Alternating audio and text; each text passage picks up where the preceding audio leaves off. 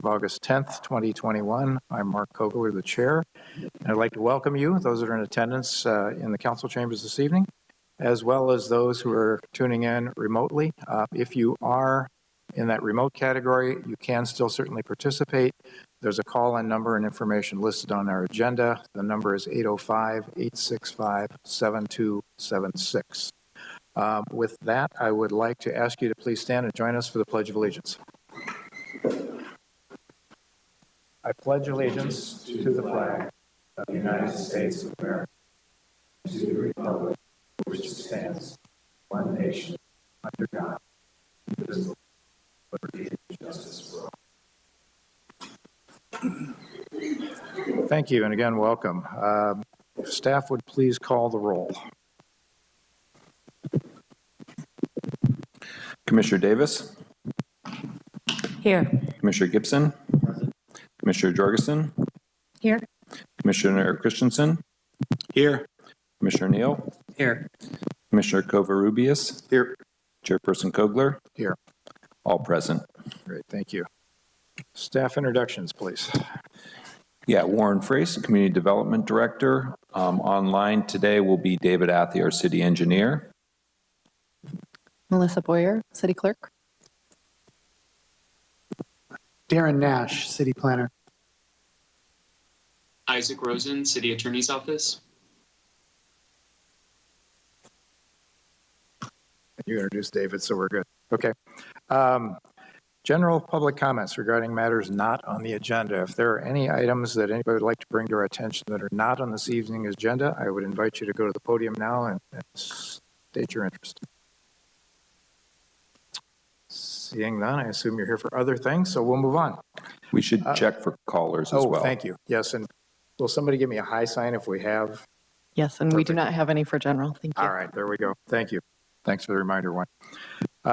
Do we have any agenda items this evening that are proposed or tabled to be rescheduled? We have one listed in the agenda. Yes, so we advertised tonight for a development plan and use permit for Hotel Paso Robles located on Pine Street and 14th Street. That project isn't ready to be heard tonight, so we would recommend a motion to continue it date certain to our next meeting, which would be August 24th. I will so move. Second. We have a motion. We have a second. Any discussion? I do have a question. This is more of staff. It's not regarding the motion, but I did get a phone call today from a resident wondering if it would be renoticed. Do we typically renotice? They were thinking it was on tonight's agenda. No. If we're going to do a date certain, we've missed the time to actually do a formal notice again. So that's why we continued it to that notified date. Okay. Thank you. I will let that person know. Thank you. Any other questions, Commissioner? Otherwise, please call the roll. Commissioner Davis. Aye. Commissioner Gibson. Aye. Commissioner Jorgensen. Aye. Commissioner Christensen. Aye. Commissioner Neal. Aye. Commissioner Covarrubias. Aye. Chairperson Kogler. Aye. Motion passes 7-0. Thank you. Public hearings this evening. We have one before us. Public hearing is for ABI Industrial Shop and Office, PD 20-17, CUP 21-21, P200085.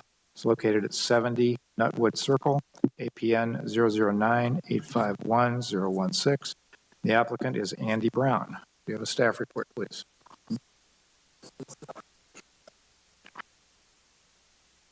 Wrong. Yeah.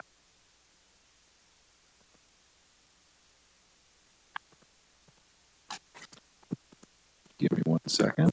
Yes, Mr. Chairman, members of the commission, I'll take a minute here and get the presentation up on the screen. I'm Darren Nash, City Planner, giving the presentation tonight.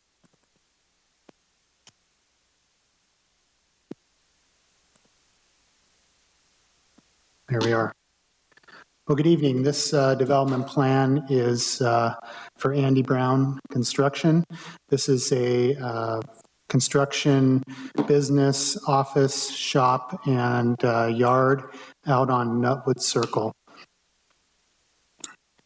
So Nutwood Circle is a private drive. It is off of Theater Drive at the southern edge of the city, south of the Target Center, along the road that's right along what was Daylight Gardens at this point.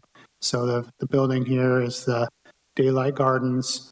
This is Theater Drive, Highway 101. So this is Nutwood Circle. This is a private road that accesses the residential neighborhood to the west that's in the county. This is a tract that was approved and was developed in the county, then later annexed to the city. The parcels here, I believe 1, 2, and 3 are 3 parcels that are zoned commercial and are within the city limits. Everything to the west, the residential lots, are in the county. The site we're looking at tonight is this site here, where there's the proposal for the construction project.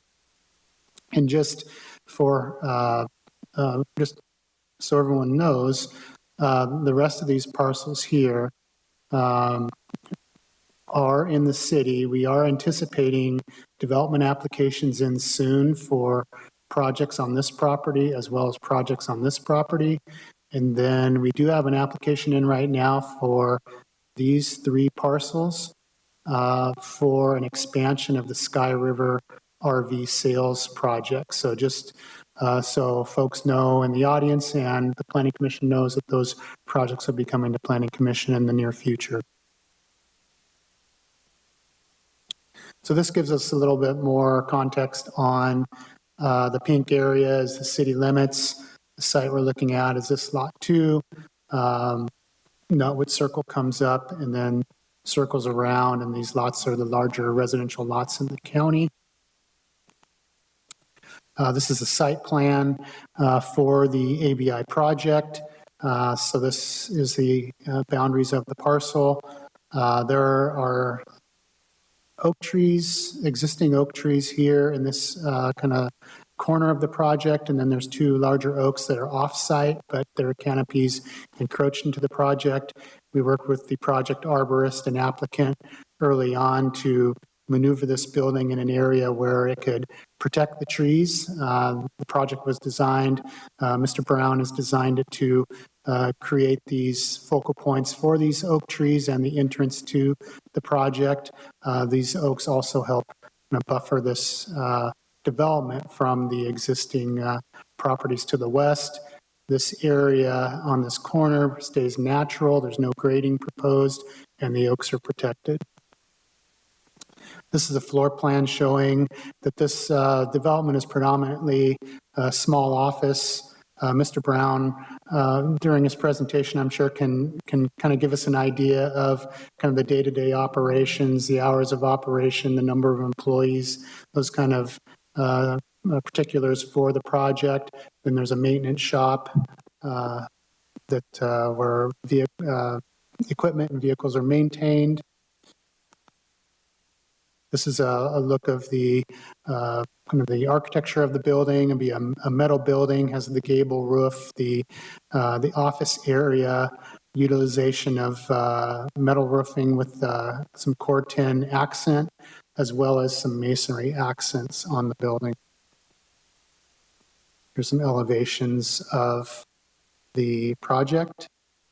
John Butler, JB Design and Drafting, was involved with helping Mr. Brown come up with these plans. I believe he is on the line for questions as well.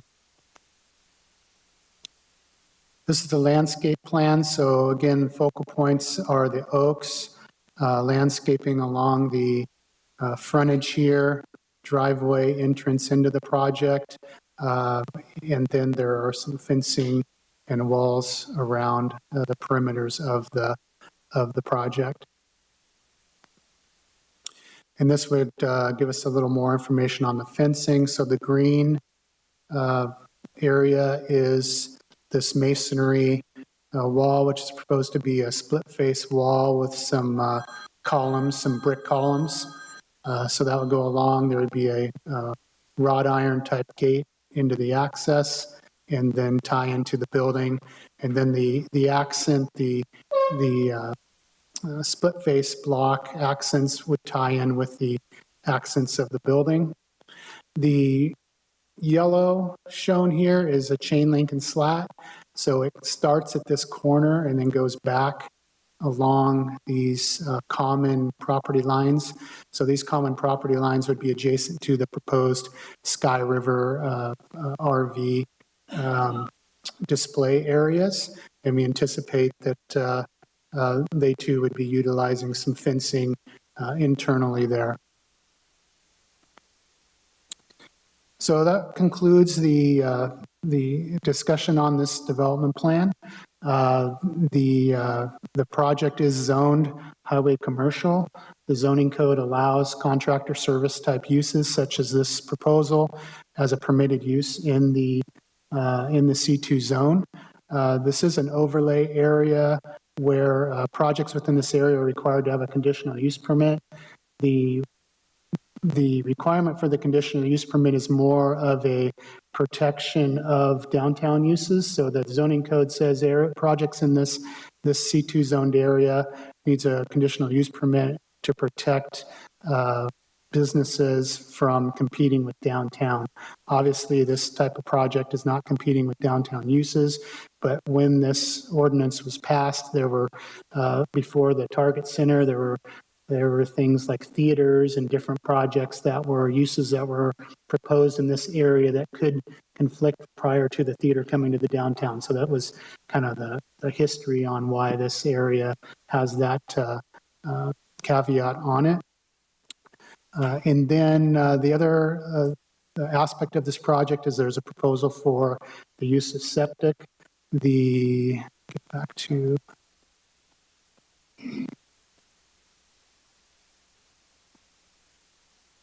So currently the city sewer is in Theater Drive, and I believe stops kind of short of the Daylight Gardens edge.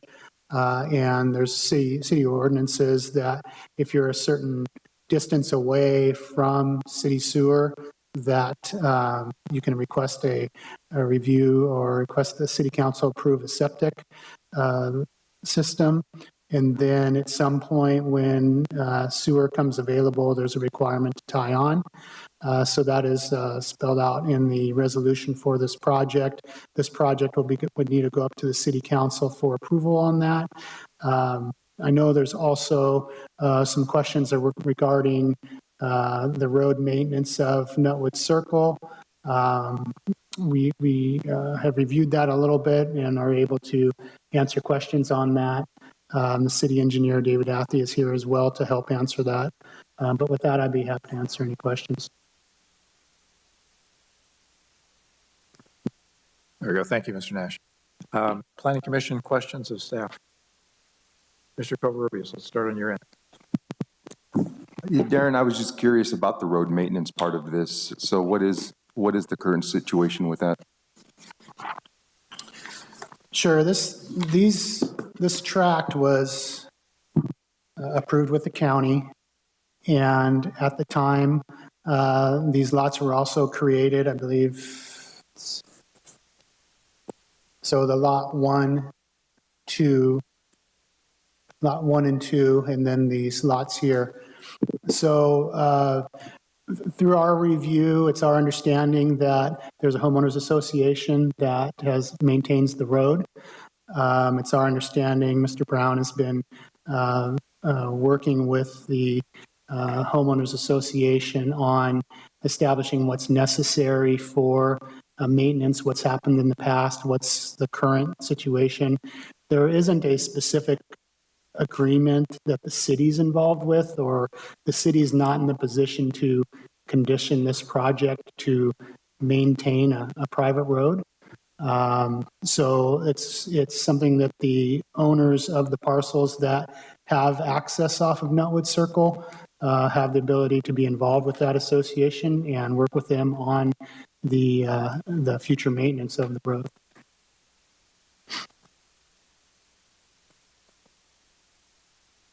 Okay, no other questions at this point. Mr. Neal. Mr. Christensen. Thank you. Darren, just some clarification questions just for me. In regards to the CUP, you were mentioning the use. So would that also pertain, and again, I didn't read the language, but what you're referring to, would this project compete with any other projects in the coming area that are proposed in that specific area? And would that language matter, I guess, is the question I have. The language is specific to the economic vitality of the downtown. So when projects come into this C2 zoned area, which this is the southerly edge and then goes all the way up to Theater Drive and Highway 46 West, is evaluating uses in this area that could compete with downtown uses.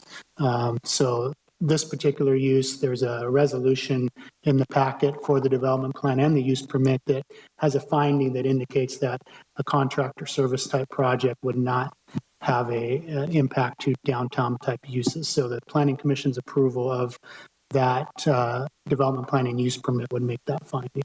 Okay, so the key is the phrasing towards, or the goal of not competing with downtown type Correct. use. Okay. The other question I had, kind of back to the original development, and this is just clarification for me. So was Lot 2 here part of the original subdevelopment that was done originally? And if so, was there, if there's an association there, was there also CCNRs involved in that we know about, or is that ever been brought up? The lot was part of the original subdivision. Okay. Whether there's CCNRs and things, I don't have that information. Okay. I know there's a homeowners association for road maintenance. There's a water company there as well. The shared water company. The services for this lot, since it's in the city, will be served by city water. As I mentioned the septic earlier, so the utilities for these lots that are in the city will be served by the city. Okay, thank you. That's it for me. Commissioner Davis. I just have a circulation question, and it does look like there is another access point for the residents. Is that correct? Yeah, I'm not. It doesn't look like on this, but as I get on my iPad, it looks like there might be another access point. I was curious about circulation. Yeah, I'm not familiar with the subdivision to the west. Looks like, according to this map, the road circles around, comes back, and the Nutwood Circle is the in and out for that neighborhood. Okay. I had a question about the maintenance, and fellow commissioner asked a question. I think that's it for me for now. I'll look forward to hearing more about the fencing plan. Thank you. Commissioner Gibson. Thank you. My recollection, this came before us on the Development Review Committee, and my recollection was that this site was going to be cut. I'm looking on page 30, and I'm picking up a notation that says a 2-to-1 cut slope. So the question, circling back to on page 35, it shows the left elevation, which is a pretty long blank side of a building, which we always try to avoid. But I believe there was this discussion that because of this cut, that the building was in essence going to be kind of sunk into the ground, so it wouldn't be as visible for the neighbors. Could you go into that a little bit for us? Yeah, it's my understanding that, the project's been designed, the building's been designed to be built into the terrain. So if you're at the west side looking back, the building will be lower, and between that retaining wall, which I recall Mr. Brown was indicating that the building will be sitting on top of the retaining wall. So a portion of that building will be into the ground. So that's correct. Okay. And I'm sure Mr. Brown can explain that a little more. And maybe we get some more clarification as to exactly how much, so we know how much is visible. And follow up with your question, your comments earlier, Darren, with looking at this site and then the impending applications for the other sites around it. Do you have any sort of feel or idea of you give us for the expansion of the sewer system into those sites. I'm sorry, I didn't hear your question. I'm questioning this extension of the sewer into those sites with the information that you provided tonight, saying that pretty much everything to the east, north, and south has pending applications. What would trigger the sewer be going further south such that those sites all would have sewer instead of septic systems? I'll let Dave Athy fill us in a little bit, but this parcel here has frontage on Theater Drive. So whatever gets built here will have some requirements to extend the sewer down Theater Drive to a point at least where this property can get to the sewer. This property back here, I think could request a similar request for a septic type system. It depends on the uses. This use is pretty minimal in terms of the need for wastewater. So septic is a possibility here. And it's our understanding that we may see like a mini storage type facility here, which is a low trip generator, low use of water and wastewater. And then up here, we're anticipating some type of a new vehicle sales type project here. So we'll just have to evaluate those, similar to how we're evaluating this one. And as it moves forward and the request for septic, the city council will have to review it as well. Yeah, I guess where I'm coming from with it is just knowing that that whole area is looking at some sort of development in the relatively near future. What would trigger there to be sewers as opposed to a series of septic systems throughout that area? Sure. Hi, David Athy, City Engineer. Commissioner Gibson, so really it comes down to flow. How much? There's spider webs in this thing. Hasn't been used. It hasn't been used in a while, right? So, all right. It really comes down to flow. And so in terms of intensive use, so Mr. Brown, he's proposing to use like an office, really low flow. He's not going to need a big septic system, probably smaller than a home in terms of what a home would use on a daily basis, because he's not there on the weekends typically. And so, in terms of then across the street, the parcel directly across the street, the 5 acres, we tentatively have word that it's going to be a mini storage.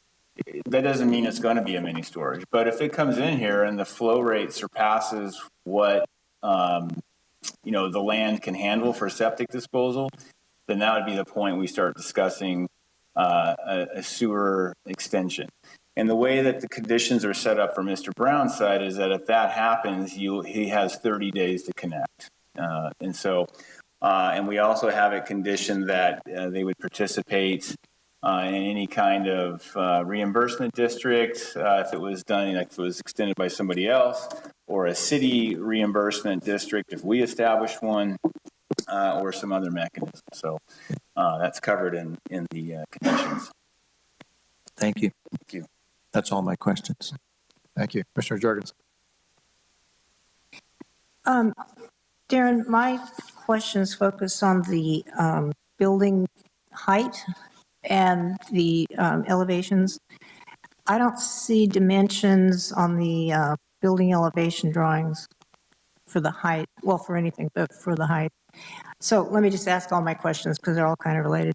So that's one question. Secondly is whatever the height is that within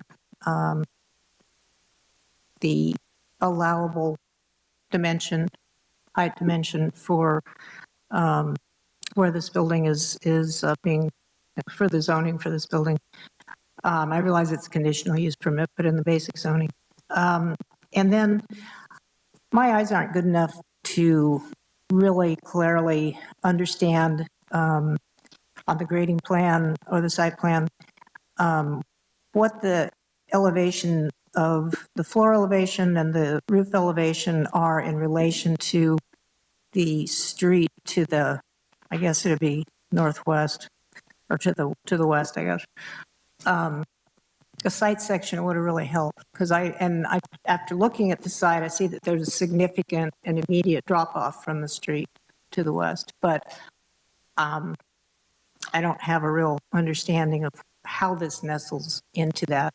And then lastly, and again, because I think these questions are all related, you just mentioned, if I understood correctly, that the long westerly wall of the shop area would be partially retaining wall, but that's not what I see on the elevation. So I'm confused about that. So that's my series of questions. Sure, good questions. So let's see here. So, and John Butler, I think maybe you can help with some of the questions. Looks like I'm looking at some of the project statistics. The building height is 24 and a half feet above the average grade. So, that could range to lower than 24 or higher than 24, but the max height in the C2 zone, I think, is 50 feet. So it's lower than the height for the zoning. And then it's my understanding that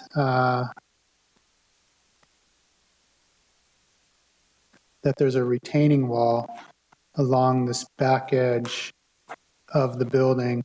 This is a drainage that comes around, and that that rear wall will be sitting on a retaining wall. And I agree, the elevation, the rear elevation of the building doesn't show that, but that's my understanding related to what was discussed at the DRC, as Commissioner Gibson indicated. So we can have the designer kind of explain that a little bit on that elevation.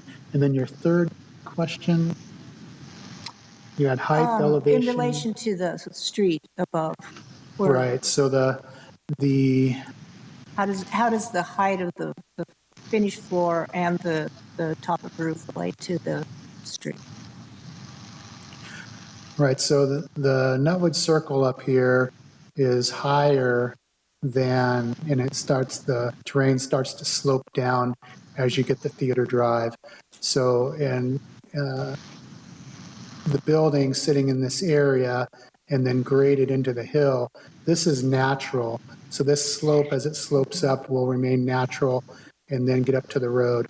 I don't know the specific elevation. I agree, a cut section there would have helped, but I believe it's could be somewhere between 6 to 10 feet elevation between here and the finished floor. But again, maybe John Butler can provide some additional information, or possibly Mr. Brown when he comes up.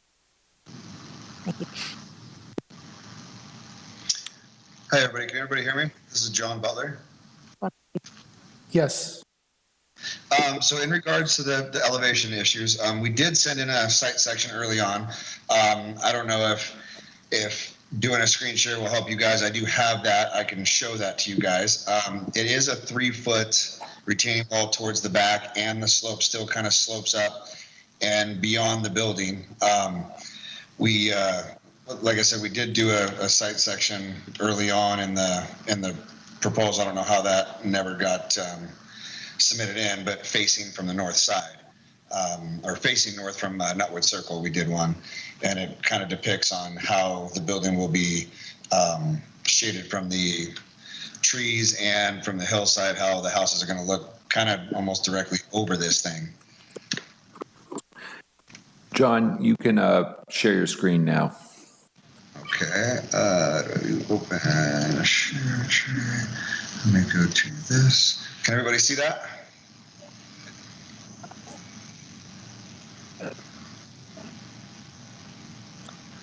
They can see it now. Okay, so in relation to the building, there is a little bit of difference in the grading plan that is there than this section, because this section wasn't updated, that this wall is actually going to be at the edge of the building, and we're going to slope the grade down into it and let that swale run it around, as opposed to having the grading cut out beyond that and set the retaining wall in the back. We just thought for cost wise, we're going to let that, we don't need to get to that side of the building. There's not an issue. So we're going to let the grade go into there and put a drainage swale around it. So that's really the only difference between there. And that kind of gives you a height elevation of where the building goes and where the existing grade is. So you can see there was an approximate about at the building, it's about maybe it's a 4-foot cut. The grading obviously isn't finalized. It was a preliminary grading plan, and we had modified it with the tree, the arborist company, and had to move some things around. So there is obviously for the building plan some minor revisions, but you can kind of see how the existing grade cuts down through here, and then that property line in the back there's approximately about 8 to 10 feet above the grade at that back property line of buildings sticking above that elevation. So, that closest house that's up and beyond there is going to be able to look kind of directly over the top of this building, really.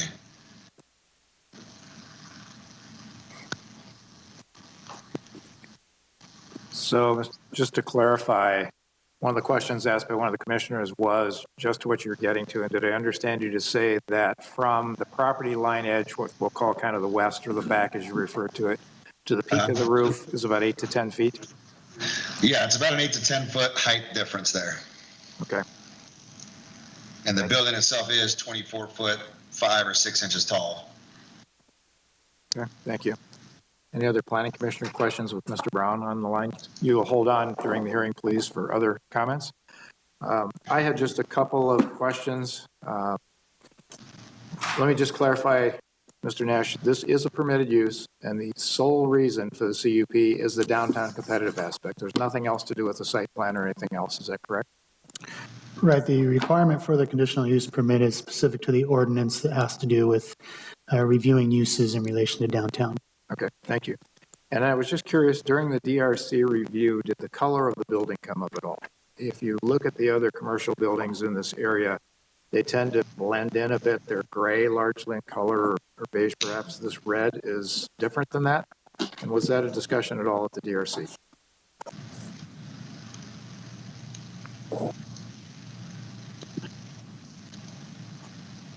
If I may, Darren, I was on the DRC. Yes, the color was brought up. I mentioned that red is a little bright, but I do understand that red is the company color. So there was some deference in my point of view to the company, kind of their color and their theme for their work. Great, thank you for clarifying that.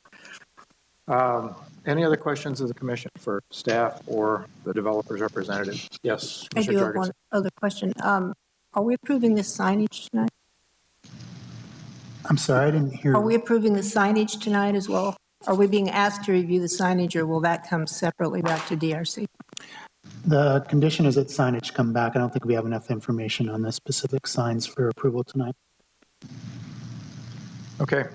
At this time, I would like to open the public hearing. If anybody in attendance or tuning in remotely would like to provide information to us, we would welcome that. The only rules of the game are you have to go up to apparently the spider-infested podium and take your chances there. But and seriously, please approach the podium, state your name and your address, and you have 3 minutes in order to provide us with commentary, and we'll move on to the next person. Chair Kogler, I don't know if you want to give the applicant an opportunity to, Mr. Brown is in the audience. Oh, I apologize. I thought just Mr. Butler tuning in was the representation for the project. By all means, sit tight for a minute. We will hear from the applicant. Please step up and join us. Thank you. Thank you, Mr. Nash.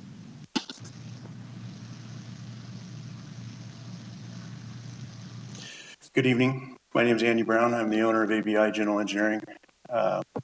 Been a lifelong resident in the North County of Paso Robles for 44 years between Atascadero and here. I've been in business for 19 years as ABI Engineering. I also own another ag corporation under Andrew Brown Ag Services, much smaller than ABI. As Darren mentioned earlier, I'm not a big company. I have roughly anywhere from 12 to 17 employees. Right now, I think we run about 12 employees, one full-time mechanic, one full-time office guy, and myself.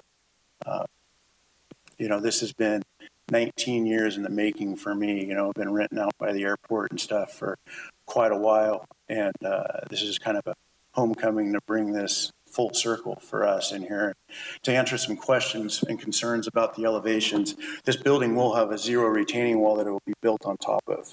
We did that to mitigate the tree issues. So it pushed everything down. It got us in compliance with the city's ordinance of the canopy and the trunk size for the trees with Corey Meyer, my arborist.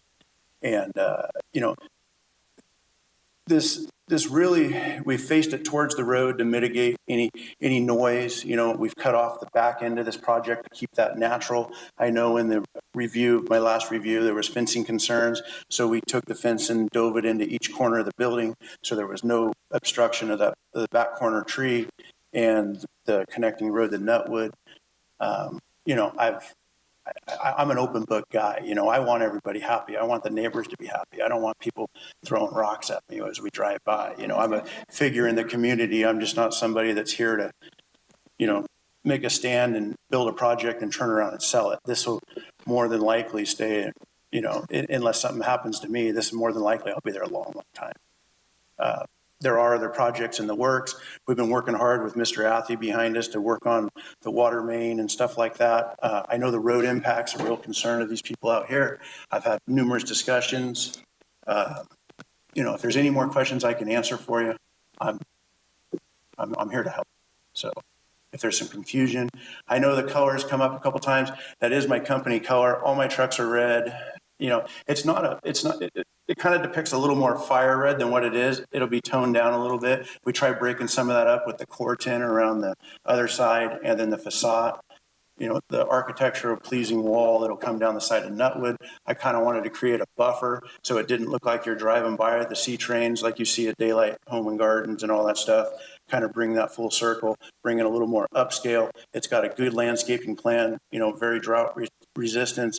I'm not opposed to planting a couple trees in the upper corner, except for they're close to the oak trees. And I think that might be a problem with oaks and planting other trees. So, I'm open to ideas. I'm not here this is a final deal. And, I'm expecting, some little tweaks here and there. So I'm a very open person, but if there's any questions for me by the commission, I'd be more than happy to answer any questions. Thank you, Mr. Chair Brown. Kogler, I have just a question on that. Yes. And if you can expand a little bit about the construction company, the yard area.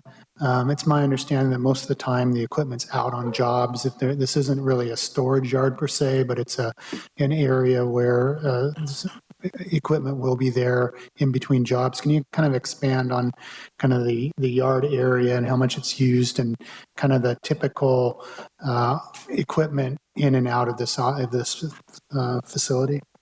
Yeah, for most things, I try not to bring a bunch of equipment back to the yard, because the more times you bring it back to the yard, the more it costs you. But when your equipment's all working, everything's good. There are times we bring stuff back for maintenance and stuff like that. But we're not tailored to the style of contractor where every night everybody brings their work truck back to the yard. All my guys drive their trucks home.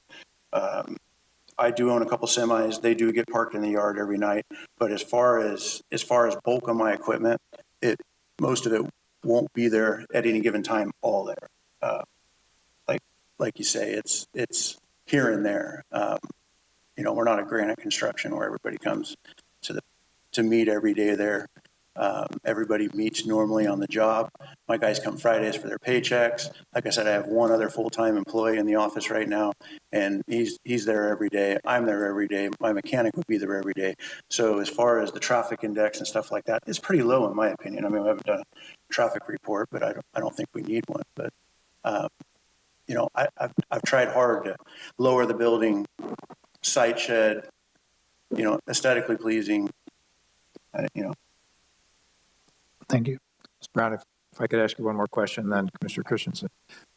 Talk a little bit about the covered work area on the end, which appears to be open on three sides. What activities go on there, and is there any consideration of at least what I'll call the back opening being closed off so it screens that further from the neighborhood? we could close the back of that off if the whole idea was a covered area. So if you have, let's say, a large excavator that won't fit in the shop, you're going to pull that underneath that opening and work on it in the shade, whether the burning hot sun. So, you can only get certain equipment inside a shop. So that gives you the ability to have cover and work on a piece of equipment without a doorway to worry about getting through. Okay, thank you. Mr. Christensen. Thank you, Commissioner. I'm sorry, Mr. Chairperson.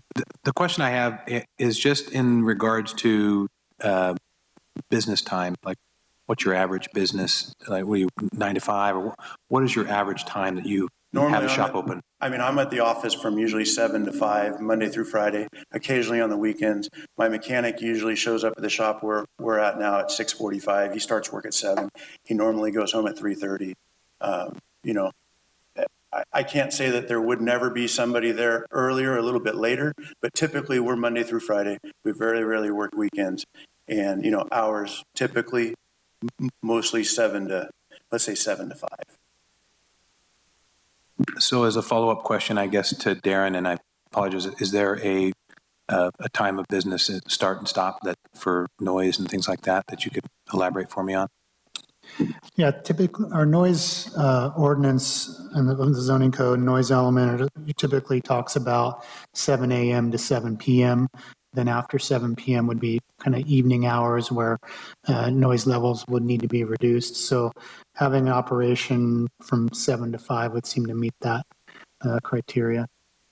And I think if I might add, you have Target down the road that gets night deliveries. You have Pete Johnson that has a 24-hour tow yard 2 parcels over. So I think in conformance with what I have around me, I think we'll be way better than that. Thank you very much. That's all I have. Yes, Commissioner Neal. I do have a question on the gate. What will the gate material be? I don't see that anywhere on the fencing plan. So the gate into the yard? So from Nutwood? Probably a little bit of a gray area still because we weren't into 100% to that. But in my mind, that's like a wrought iron gate that's non-transparent. Maybe some nice wood slat, something, something fancy. Thank you. Mr. Covarrubias. Mr. Brown, just real quick clarity. I'm not familiar, if I'm being honest, with Nutwood Road. Is that a paved road or a dirt road? It's paved. It is paved. Yeah. And you mentioned semi-trucks. You said you had 2 semi-trucks? I own 2 3-axle semis and some water trucks and stuff. Okay. Like that. And the access to your property is off of Nutwood? Correct. Is that correct? Correct. Okay. So there's no reason for you to then go completely around to the other side? No, there would be no reason to go into the county there. Okay. Okay. And those semi-trucks come in the morning, leave in the morning, come back at night? Correct. Okay. All right. Thank you for that. Any others? Thank you. All right. Thank you. So we will now again open the comment portion of this. Please step up to the podium, state your name and your address, and state any comments you'd like to make. If you have questions, just to let you know, we will keep track of those. We'll come back at the end of all the commentary and answer other questions if we can at that point. So please lead us off. Hello. Okay. My name is Sarah Gipple, and my husband and I live at 286 Nutwood Circle. And I'm really excited that a lot of you have caught on to kind of one of our major concerns, which is the road and maintenance of that road. So I'm here to speak on the road today. So currently, the Walnut Hills Ranch Homeowners Association is maintaining that stretch of land, that road, as well as the circle that all of our houses are on. So one thing we would like to ask of the commission is to get clarification on the ownership and maintenance of that road. So again, we have been maintaining that road for, I guess, since the 90s, and want to understand that agreement going forward.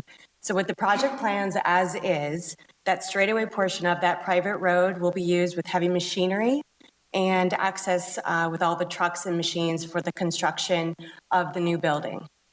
If the road is private, remains private, we're looking for the project to be part of a road maintenance agreement, which would require them to fund their fair share of the maintenance of that road.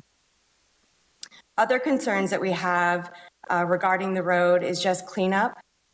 During construction, we ask that the road be clean of rock, any excess dirt, building materials, et cetera, nails, anything that would possibly damage any cars, personal property, or provide any harm to pets. We've got a quite active community. We do use that stretch of road to walk pets nightly.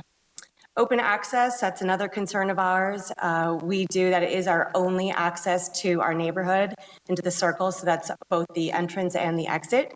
And we need to make sure that there's no construction or heavy machinery that in any way inhibit us to be able to get there 24/7.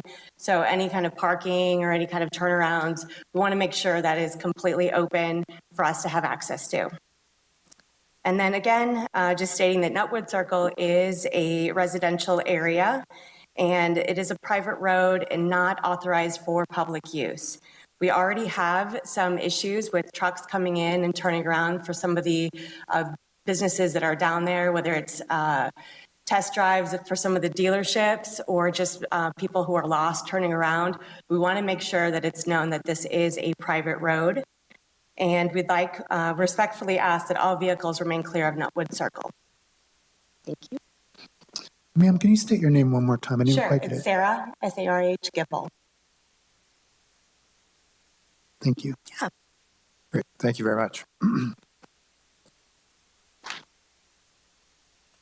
Next up, my name is Dale Ouimet, and my wife and I live at 245 Nutwood, which is on the backside of the circle. And I'm here not only as an HOA member, but also I'm on the board of directors for the Walnut Hills Water Company. So that's a separate entity from the actual HOA. And what came to my mind when we reviewed the documents was the exemption on the CEQA requirements. And what hit me is that not that there's bad things going on or proposed, it's just documenting or understanding things like what are the assumptions behind the traffic. You know, today we have a great relationship or a potentially great relationship with Mr. Brown, but what happens if, 10 years from now, if something changes, he sells the business, whatever, are there any restrictions that control the flow of traffic so that we don't, open ourselves up to just huge amounts of vehicles suddenly, coming up? Which traffic, noise go together hand in hand. If there's the hours are 7 a.m. and it's within the normal ordinances of the county or the city, that's great, and we can work with that. It just would be understanding and setting the requirements down clearly. And also if there's air quality impacts as a result of diesel, and it's a different environment than residential. The biggest thing that is sort of not talked about at all is I don't know if there's any intention to store fuels on site or hazardous chemical disposals, but we serve 24 service connections, including, I think it's, what's the actual number, 138 parcels in Rancho Paso Mobile Home Park with the water company. So the water lines go down Nutwood Circle and then down Theater to get into Rancho Paso. So we have water lines all the way down to RLC, which is one business south of Rancho Paso. And so we just want to be careful, or we understand that we don't want to expose our wells because we have 4 wells that are producing the water for that user base. And we just want to make sure that we understand any exposure that's there or any specific requirements. So it's more of stuff being unsaid. and especially with not only Mr. Brown's project, but the other additional projects that are being proposed, we wanted to make sure we got this on the plate. Okay? Thank you. Thank you. Dale took some of my talking points. My name's Kendall Pearson. I live at 175 Nutwood Circle. I think it's lot 11 on the plot map up there. With my wife, 2 school-age kids, and I'm also a business owner here in the city of Paso Robles. What we've been told by Mr. Brown, I haven't got to meet Mr. Brown yet, but we're saying he's a good guy, he's got great intentions, and he'll work with us. Okay. Handshake agreements are great. That's what we have with our road right now is a handshake agreement. I'd like to have something a little bit more formal as far as maintenance, access, and what's going on with the road, and even formal road ownership. And something just food for thought, but this is an industrial maintenance facility that's right across the street from a residential area. All that other stuff in this commercial highway zone that we see, we're talking like Target and the car dealership and all that, they have large walls in the back of their facilities, the majority of them. So there really isn't a lot of residential interaction between that business and the resident community. This one, again, food for thought. It says it's an industrial facility right across the street from a residential area. It is in the county. It's not the city, but it is in the county. That's one thing. Dale brought up the on-site fuel storage. I mean, large equipment, big stuff, diesel equipment, you have some sort of, that wasn't in the plan that I saw. I might have missed it, but there isn't anything about an underground storage tank or an above-ground storage tank for fuels. Just something to consider. One thing I'm really happy about to hear from you folks is the global approach. This is kind of the tail end of the way south side of the city here that has big chunks of land that's available for development. And when we all bought our properties, we all knew it was commercial zoning, and we knew something was going to go in there. We understood that. But right now, it looks like in the next couple of years, everything's going to develop all at the same time. So what I'm hearing from you folks that I'm appreciating is that a global viewpoint for this. One of the things we're talking about is an 8-inch main. I have a background in fire service, 40 years up in the Bay Area. So an 8-inch main, what are we using for fire flow requirements for a fire department? The main city fire station's right here. This area is automated off to CAL FIRE, and even Templeton Fire is what we get first. So there's not a lot of capacity. We're building bigger buildings, larger fire loads, needs a bigger water flow. Now, I don't think it's necessarily fair for Mr. Brown to pay for that whole thing, but if the city's going to develop that for commercial property and realize the tax revenue, some infrastructure needs to be put in. And that goes to the sewer issue also, with our concern about groundwater in our wells. That's another. Again, the global approach thing, something else I'd like to mention, and we're a little organized here because we're a little bit gun shy from an event we had in our community about a year and a half ago. One of our neighbors or former neighbors decided to turn their home into a homeless shelter. And we had to work with the county and the sheriff's office for quite a long time to get that resolved. It was pretty gnarly. But has anybody done a public safety analysis of this? It's an industrial yard. Talk to the guys at the Caltrans yard just down there by the lumberyard at Main and Theater. They're getting fuel ripped off from their trucks and their yards being broken into on a fairly regular basis. Not something that happens now to us because it's not there. But with all these other larger facilities that are going to be built, whatever they may happen to be, I'd like to see a consideration for public safety because it's going to put a larger burden on Paso PD and even the fire departments. That's all I got. Thank Thanks.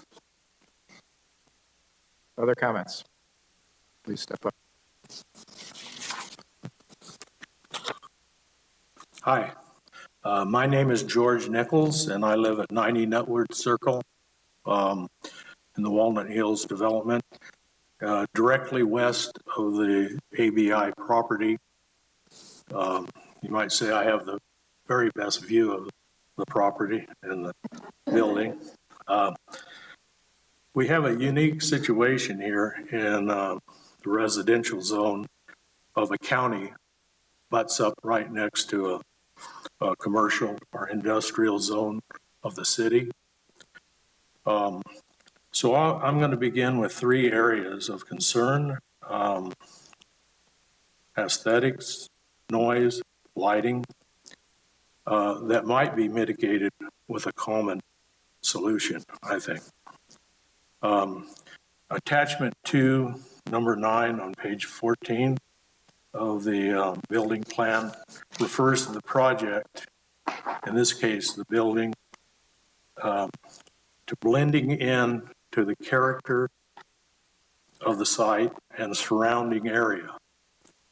Yet the major color chosen for the metal siding of the building is rustic red. So it just doesn't seem to blend in. We'd like to see more earthy tones in the building, such as tans and grays. The other buildings in the area seem to be in a gray color. Something that blends in with the fields and the trees. Red just doesn't seem to blend in.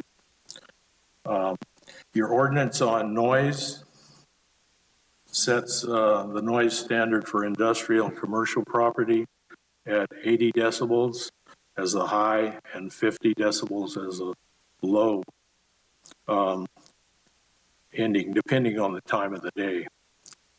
This compares to 75 decibels and 45 decibels for residence areas. It's our contention that for this project, it should default to the residential level since it's the more sensitive of the two levels or two areas. Lighting, all the existing lighting shall be shielded and directed downward so as to not impact adjacent properties. We like that idea, and we hope that security and floodlights would do the same. The mitigation I mentioned earlier, we feel might help in all these areas is aesthetics, noise, and lighting can be maybe rectified through a berm and landscaping, trees maybe, as well as a privacy fence at the property line on the west side. This application would screen out the noise, light visuals, making the aesthetics more pleasing to the residents. Nothing is slated for the western property line at this time. A maintenance plan would be needed also for the landscape in the area. Related questions, I think these might have been answered. Sir, your time is Andy, almost up. If you summarize your comments, please. Your time is almost up. Oh, you have 3 minutes. Okay, that's there was one question was, it said in there that the street light placement would be determined by city engineers. And are street lights going to be placed along the entrance to Nutwood Circle? That was my last question. Thank you. All right, thank you. Yes, sir. Good evening. My name is Michael Smith. I'm here with my wife, Joanna, and we live at 170 Nutwood Circle, and we've lived there for 13 years. I realize that there's been some discussion before I got up here, so I may be a little bit redundant. You may have covered it, but nonetheless, I want to make sure I get it on the record. I have a few comments regarding the neighborhood compatibility portion of the report. First of all, the report, and there was some discussion about the other projects that are adjacent to the project that we're talking about here, that they're in the application process on Nutwood Circle. The fact that the city is processing other applications, I think, is irrelevant for this evaluation of our project. It's possible that they could be denied, so we don't know if all of that's going to work out. Also, in that section, the report claims that it provides for a good transition between highway commercial use and the residential neighborhood. But I'm not clear that the project actually does that it does contribute to any transition from highway use to our neighborhood. It seems pretty abrupt, being an industrial site. The section also mentions a buffer space between the ABI plant and the neighborhood, but it's not defined in the site plan. I realize there was a little bit more discussion, so I might have missed this, but I didn't see anything specific in the commission report regarding any project setbacks from neighboring property lines or residential properties. So I assume that there are setback ordinances in place, and I just want to make sure that they're adhered to. We also have some concern about having an industrial site so close to our neighborhood. Keep in mind, as it's been mentioned before, that there is just one entrance point to our neighborhood, both in and outbound. It's the only way that we can get in. So there is concern about potentially equipment and additional traffic and how that can impact our ability to safely and conveniently enter and leave our homes. The last point that I'll make is that we have a very nice neighborhood, which we have individually and collectively worked over the years to maintain a common and natural style throughout the neighborhood. If this project is approved, we are hopeful that there will be an effort to minimize the industrial look of the project and be more compatible with the color, the style, and the material that we've used, consistent with what we have. We've made significant investments in our property, and there is some concern how this will impact our property values. Thank you. Thank you.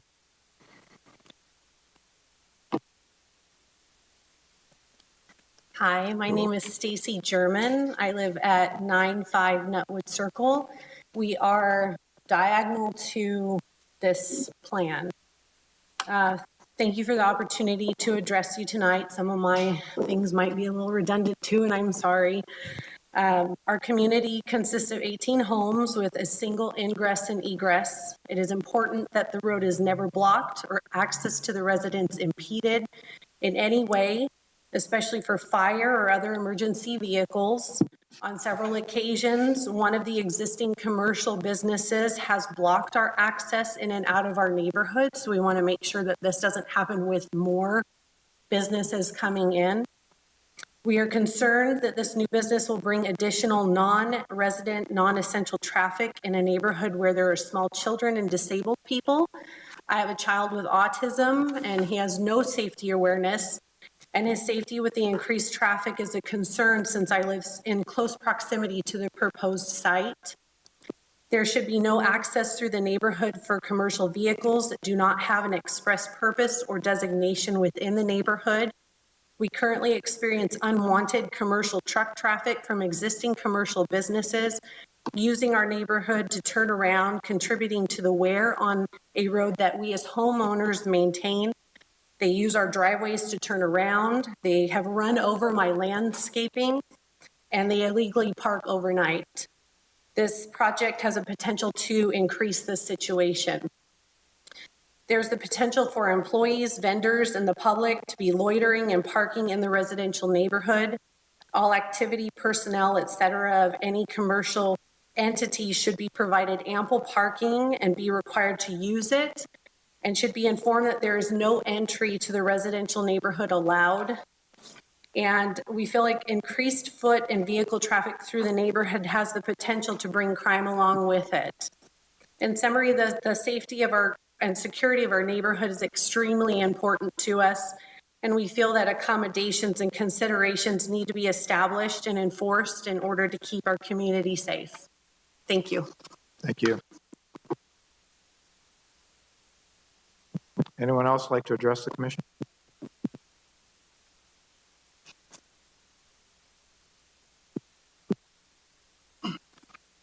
So my name is Lee Carrassi of 296 Nutwood Circle, which would be the facing northwestern boundary of the property. I do share many of the same concerns that they have, but some of them that I can probably comment on real directly are the maintenance facility side. I've worked on and currentally manage a heavy equipment repair facility, private, and I do know what goes on a day-to-day basis. The open area on the far side, which would be closest to my house, is a concern. One of the concerns that I know happens almost immediately when you bring a piece of equipment for repair is pressure washing. And they brought up diesel, but there's going to be grease, oil. I don't see a containment. We do have wells that surround this. On top of that, I know the noise associated, air compressors that get left on. Even down to, he compared some of the Daylight Home and Garden, Pete Johnston, as far as the deliveries. Heavy equipment gets hauled very differently. For example, a 9-axle can haul up to about 246,000 pounds. It's 110 feet long, a lot different than what comes in on a delivery to Daylight Home and Gardens or Pete Johnston. Even unloaded, they're about 80,000 pounds. I, right now, and along with association, maintain that road. I see that as another concern. Also, as far as the fencing and enforcement of some of the conditional use that apply to, that I deal with right now with Sky River. I've had numerous violations with people living back there, open campfires that have gone unanswered. I don't foresee him having those same problems, but I haven't been able to have those resolved. And that's been a concern. I don't want to see anything like that repeated. So I think that pretty much sums it up for what I can speak firsthand on. Good. Thank you for sharing that.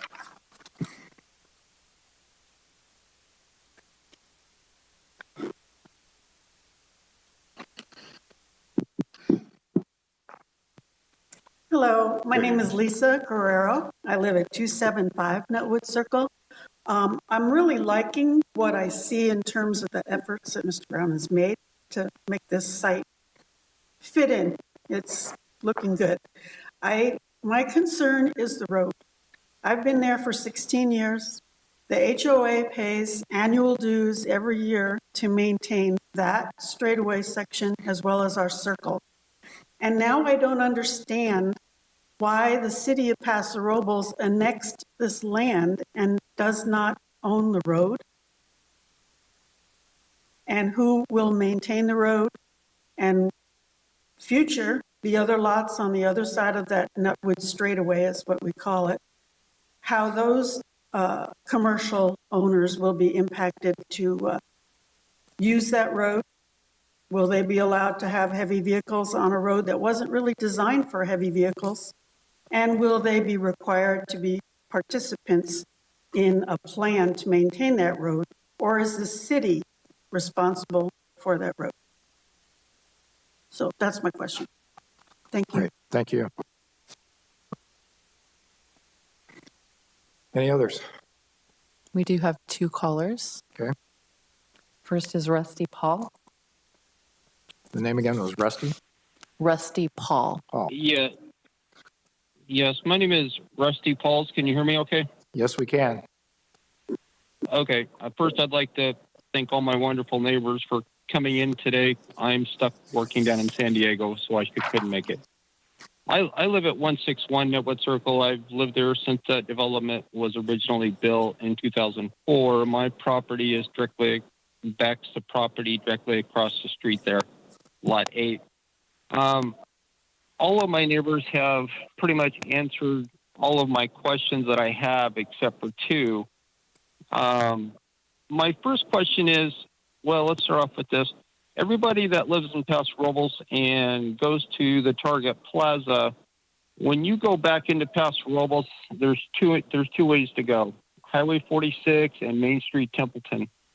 Now, certain times of day, if you go Highway 46 or Main Street Templeton, it could take 20, 30 minutes to get into town. As I've been listening to this discussion, I hear words like semi-trucks, water trucks, excavators, heavy equipment. How much more traffic with this semi-trucks and heavy equipment is that going to clog up those areas to get to the freeway, since there's only those two access points? And also, I'm not an expert on land development or anything like that, but what's the repercussions for Mr. Brown not complying with all of the rules and regulations that he's going to be bound to?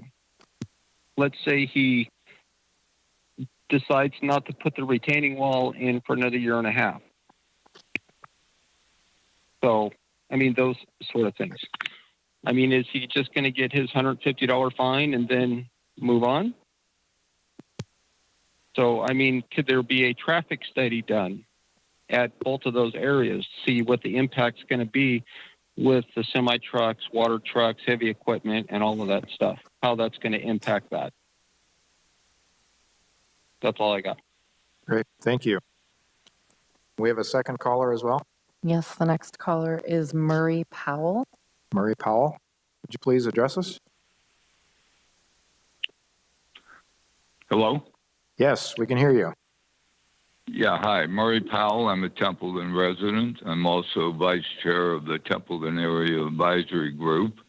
And actually, this project is obviously outside of our usual area of review, but we were asked by the Nutwood residents to take a look at it because they're on the county side, which we represent. We don't represent technically that area, but but TAG does look at any Templeton issues that might affect the general area of Templeton. In any event, so I want to congratulate all of the residences. I think they touch on most of the bases that I was concerned with, but I just want to make a couple of comments. And one is compatibility, neighborhood compatibility, which another speaker mentioned, but I'd like to refer you, I think it's page 9 and page 14 of the 40-page report you're considering, and I think you will see that a lot of those comments that are trying to justify compatibility did not make the grade, and I won't take my 3 minutes up to explain them, but I think if you take a look at them, you'll understand what I'm talking about. And then the other thing I wanted to mention briefly, and it's been touched upon 2 or 3 times already, is this private road situation. I was actually surprised to read the report and find that this private road that is not accepted by the city and is actually the residents or the property owners in the area responsible for maintaining actually starts at Theater Drive and goes up to the city limit property line, which is also the property of this project line, and then extends over into the county into the residential area that several residences have spoken on. And talking with various residents in the HOA, nobody seems to have a copy of the agreement, and there seems to be some confusion as to what properties are actually contributing to this maintenance agreement and which aren't. And I find it highly unusual that this situation, which I believe was developed back in 2001 or 3, has continued, at least for the Paso city limit area that covers this road, that it continues to be a property owner private maintenance agreement, when in fact the city should be at least funding the maintenance of a public street. I know the city is collecting the property taxes from those properties and so on, and I think this is an issue that definitely needs to be rectified. Thank you for your time. Thank you for your comments. Any others this evening? Yes, ma'am.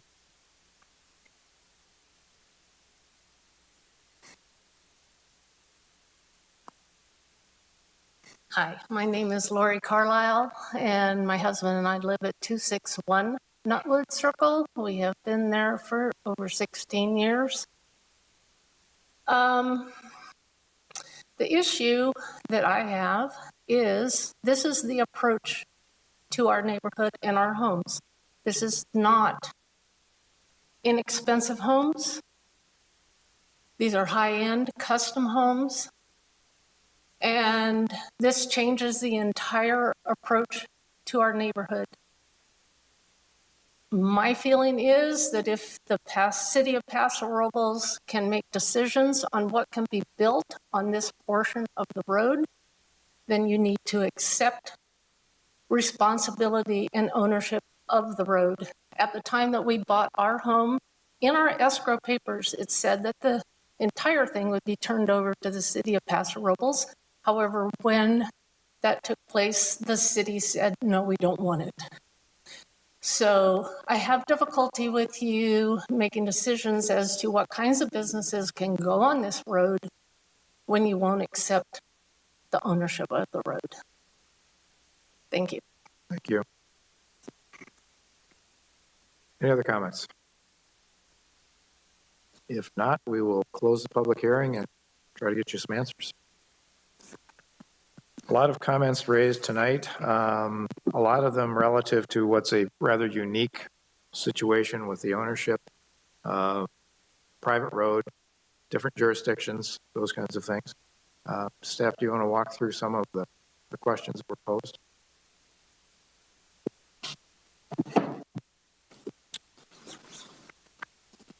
Sure, I'd be happy to. So I think all of the speakers had some questions about the road, the maintenance of the road, the fact that it's private, not being maintained by the city. The question of annexation by the city, I believe the annexation at the time was also, there was a project proposed by the owners out here, and the owners who brought forward the project along with the request for annexation were the original subdividers of this area. So at the time they came before the city requesting annexation.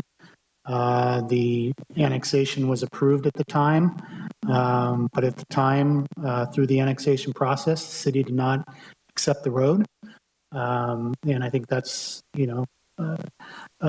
part of the annexation process and determining what comes into the city and what the city is going to take responsibility for maintenance is decided upon. And a lot of times annexations are negotiations related to what the impacts of the city would be. And at the time, the owners were trying to get a project approved. It never came to fruition, but the annexation was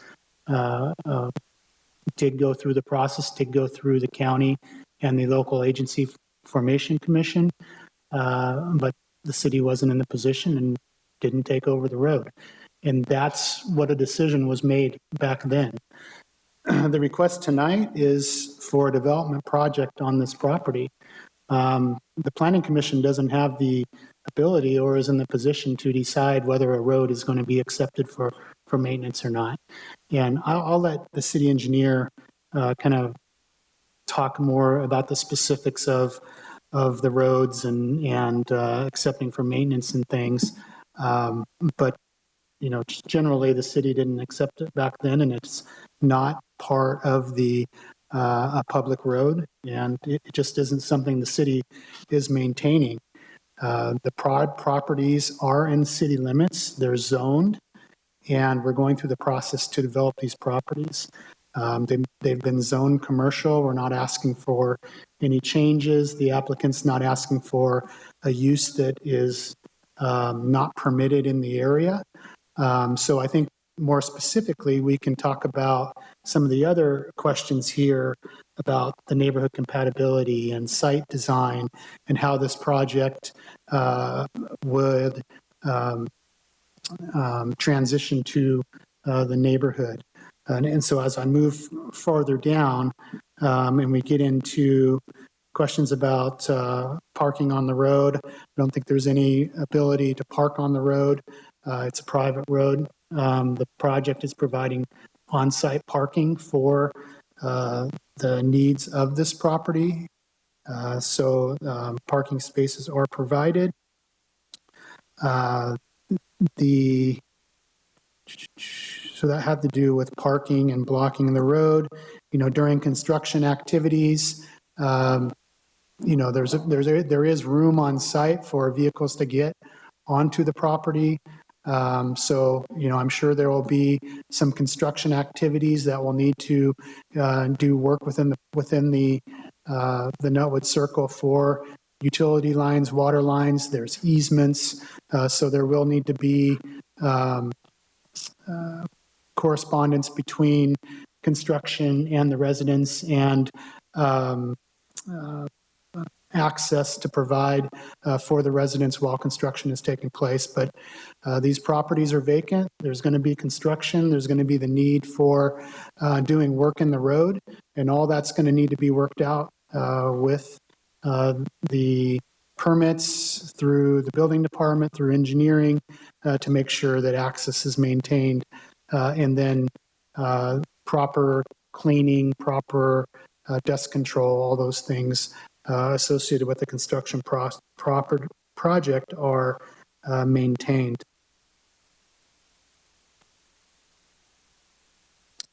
There was a question about the California Environmental Quality Act and the requirement and why this project was exempted. This project it's zoned for the use. We're not asking for any changes.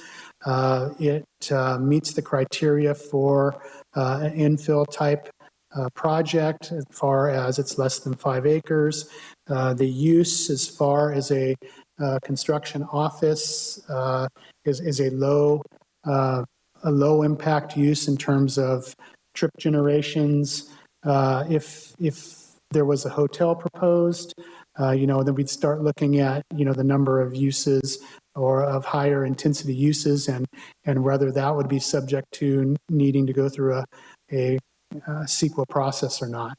But this process, the size of the property, the permitted use, and the type of use is a permitted use and meets the criteria for being exempt. The trips generated by this are low in intensity, so the areas and part of the annexation, part of this area of the city being zoned the way it is, anticipated certain number of trips. So these vacant properties have a certain number of trips based on the zoning, based on the uses that are permitted in the zoning code. There's a certain number of trips that are already anticipated and allocated for these properties and for development. That being said, if there is a higher traffic generator, for instance, a fast food drive-through type restaurant, that's a use that's permitted in the highway commercial zone. However, we know that traffic impacts, it's one of the highest traffic impact type users. So that would be a type of use that would need to go through the environmental review process, and traffic impacts and traffic studies, all those things would need to be evaluated.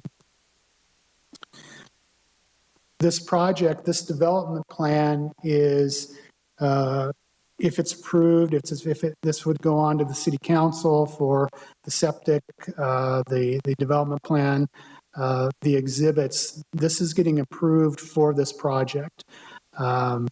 If Mr. Brown decides to leave and someone else comes in, there's a development plan here that is allowing for this industrial type use. If it's a permitted use in the zone and it can utilize the building and the site in a manner that complies with the conditions of approval of this development with these exhibits, then another user can come use that building. If it's something that had a lot more impacts with it, or if it was a use that wasn't permitted in the zone or needed a conditional use permit, then those things can be evaluated at the time that future user requested review by the city. So we could evaluate that and determine if we needed to amend the development plan or if it needed a use permit. Those are kind of things that we could evaluate with a future, if and when a future different use came forward. I'm not aware of any fuel storage on site. We can have Mr. Brown answer that question on how he stores chemicals. If he's requesting any type of fuel storage, I think that would be appropriate for the applicant to answer.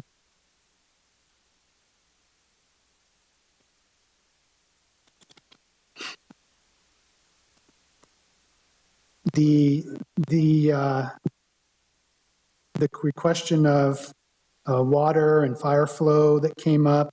So this project will be reviewed by the building department, will be reviewed by the fire department, and whether there's a need for fire sprinklers or not, or the type of water pressure needed has all been, is being calculated, and the fire marshal has been in conversations with the early design of this project and is aware of this project. So it'll need to, this project will need to comply with all the requirements for fire flow related to the building department as well as the emergency services.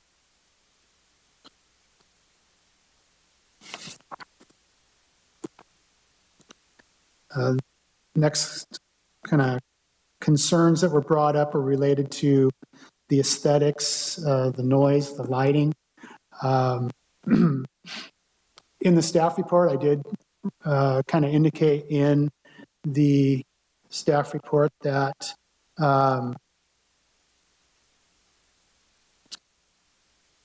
the location of the building and keeping the, preserving the oak trees, preserving the slope. This property has a pretty small frontage on Nutwood, and then it dives back, and then this property here comes down in the corner. So this project in relation to the neighborhood, there's a buffer area with the existing slope, the existing oak trees before you get to the building and the yard area. That's what I was indicating in the staff report, that it seemed like this project was designed on this property to, be a good neighbor, to provide for the way that the project is facing, where the bay doors are facing to the east, and the building provides as a buffer for light, noise, activities that would be happening here to shield them from the neighborhood. And that's what that neighborhood compatibility section of the staff report was trying to indicate. At some point in the future, when this project comes in, I think we're going to have some same concerns about what happens along this boundary. We'll be here before the Planning Commission at some point to talk about that project. But in terms of this one, there's a small area, the setbacks. This is a commercial zone property where theoretically there could be zero setbacks on commercial property lines. This project has, quite a few, 20, 30, 50 feet from property lines before the building starts. So it seemed that this project took in consideration the topography of the property, the oaks, in turn helped buffer that from the neighborhood to the west. The Planning Commission certainly has the ability to review the colors, the materials, the architecture of the building, the landscape palette. All those things are something that the Planning Commission through this development plan could comment on and could discuss color palettes, the project. A lot of times, as we get into the final details through the building permit process, this project could come back to the DRC to finalize some of those materials if that's what the Planning Commission would like for it to do. But the Planning Commission certainly has the ability to discuss those materials, colors of this project.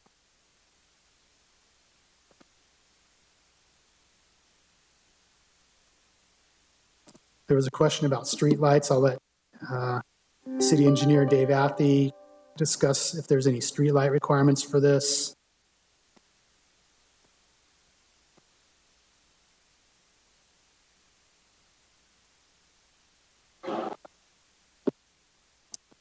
I think that hits kind of the high points on more of the planning related things and related to, again, getting back to the questions on the road, the city's acceptance of the road, and maybe kind of just general circulation and how this property and project might impact the two interchanges. I'll let Dave talk a little bit more about that, but I'm available for more questions if they come up. Thank you, Mr. Nash. I'd like to do a couple things. I'd like you, if you would, to talk briefly about what the DRC is so people know what that is in case we refer things back to the DRC. And then I'd like Mr. Brown to talk about a couple of things, and I can highlight that in a moment. Certainly. So the Development Review Committee is a subcommittee of the Planning Commission. So 3 of the planning commissioners here tonight sit on a Development Review Committee that meets weekly to go over projects.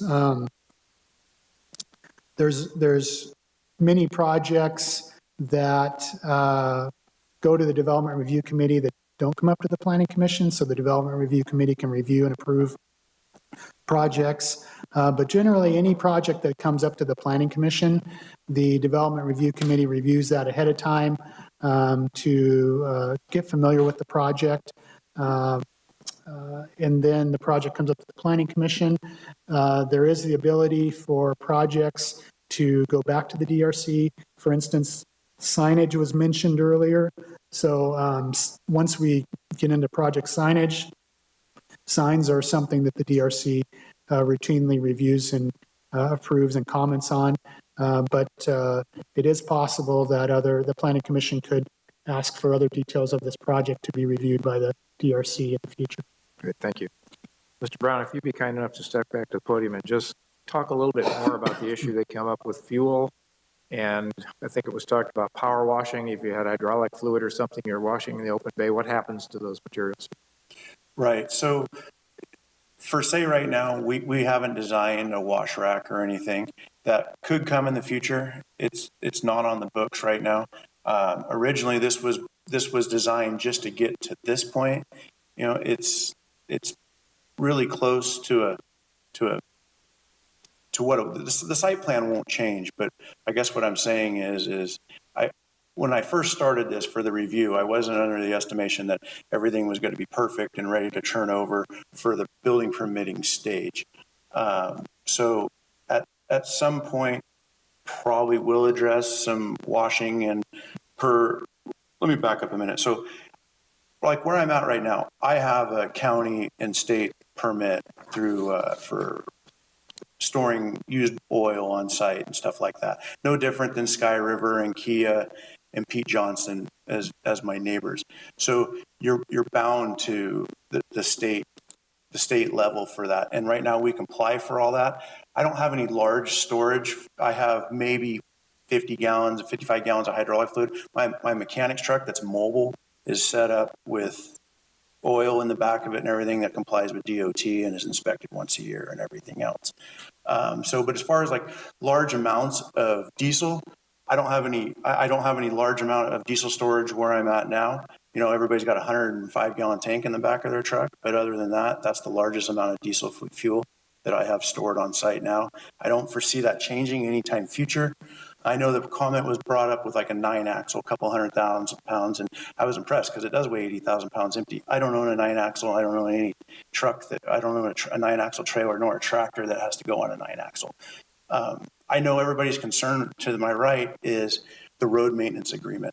Like I've told 2 or 3 times to different people that have called me on the phone and everything else, I'm totally in support of a road maintenance agreement. There isn't one that exists right now. There's nothing in my title. There's nothing other than I have lot 2 and track 1699, and I have a 60-foot wide easement to come up Nutwood for utilities and everything else.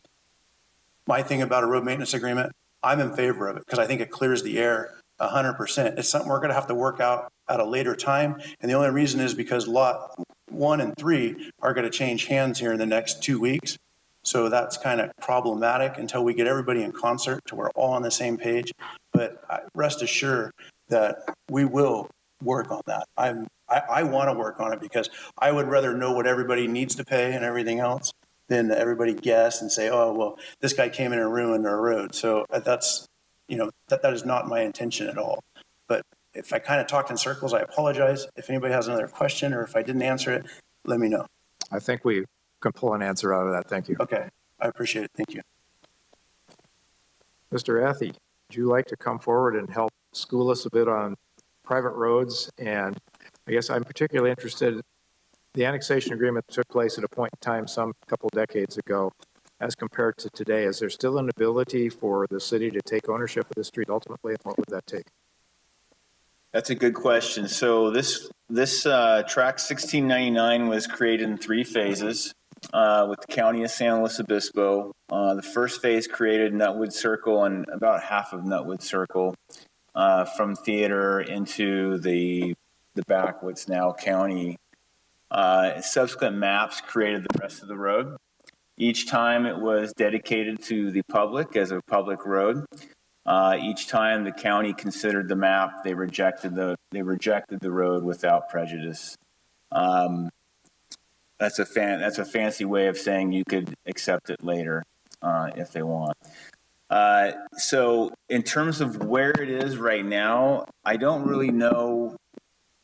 I'm not that really versed in the law of like old offers of dedication, how long they stick around and all that kind of stuff. But theoretically, yes, the city could accept a portion of Nutwood Circle. It's an interesting thing though, because I've seen the title report for Nutwood, the first half. So the half you're looking at right now is owned by an individual. So it's not yet by one individual. So it's not it's not owned by the adjacent. Usually when you have an offer of dedication, the land is owned by the adjacent. It goes to the middle of the road.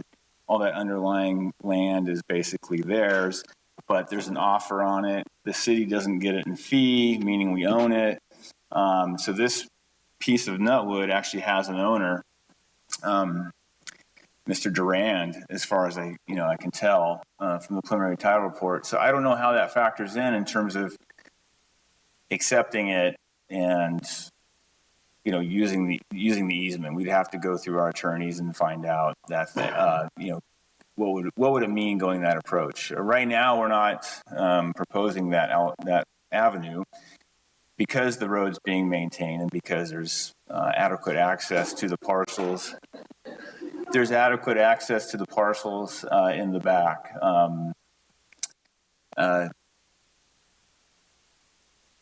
So does that answer your question in terms of?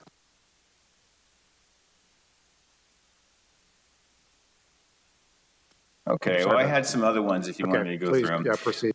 In terms of we talked about the road maintenance. My understanding is that in situations like this, the adjacent landowners would take care of the roads.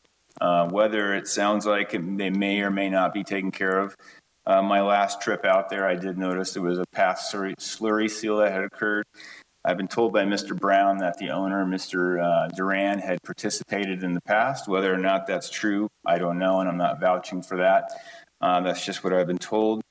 And so, we would expect that, and it sounds like Mr. Brown is willing to participate, and we would ask the other two adjacent parcels across the street to participate. They're all part of the subdivision.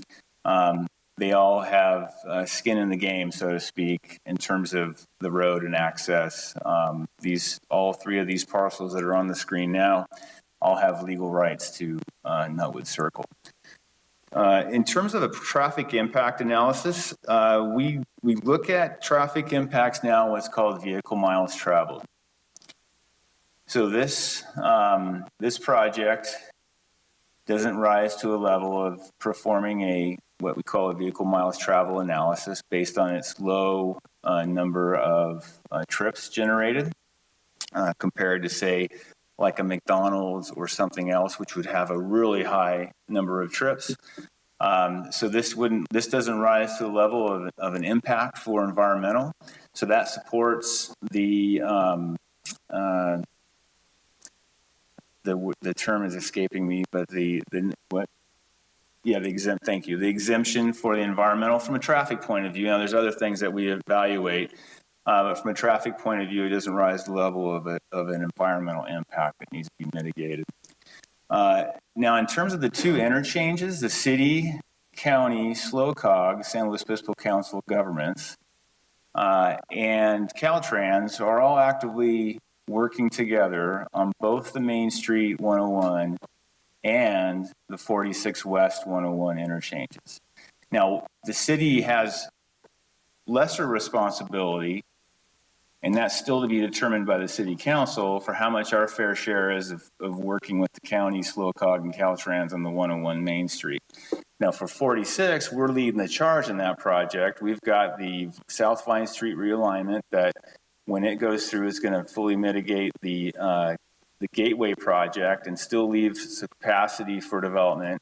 But we're also at the same time working with SLOCOG to get money for the design of that interchange fix, which is single lane roundabouts on either side of the underpass, removing some signalization, getting South Vine Street pushed through it up to Theater Drive.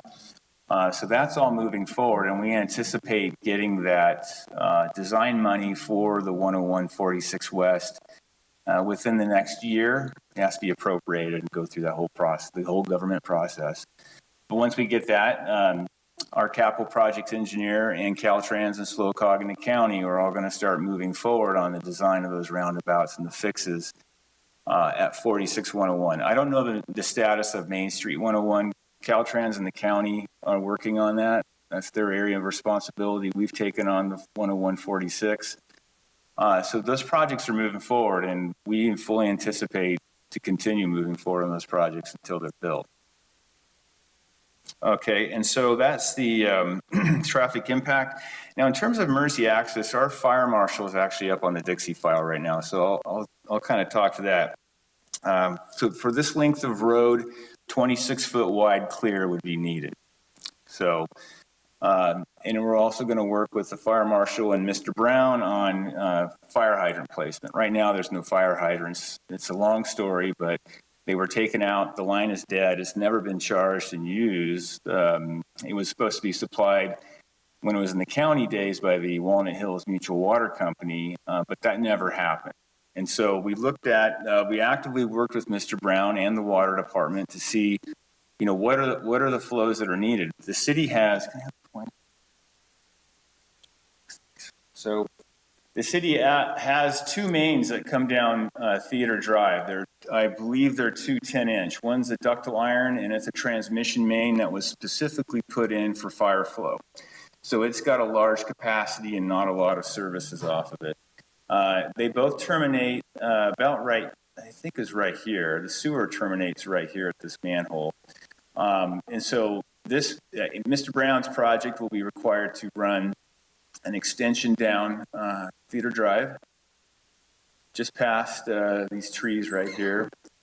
There'll be a fire hydrant here, kind of getting into the weeds a little bit, but then the 8-inch line run up to about this location with hydrants at locations that are going to be in the future approved by the fire marshal.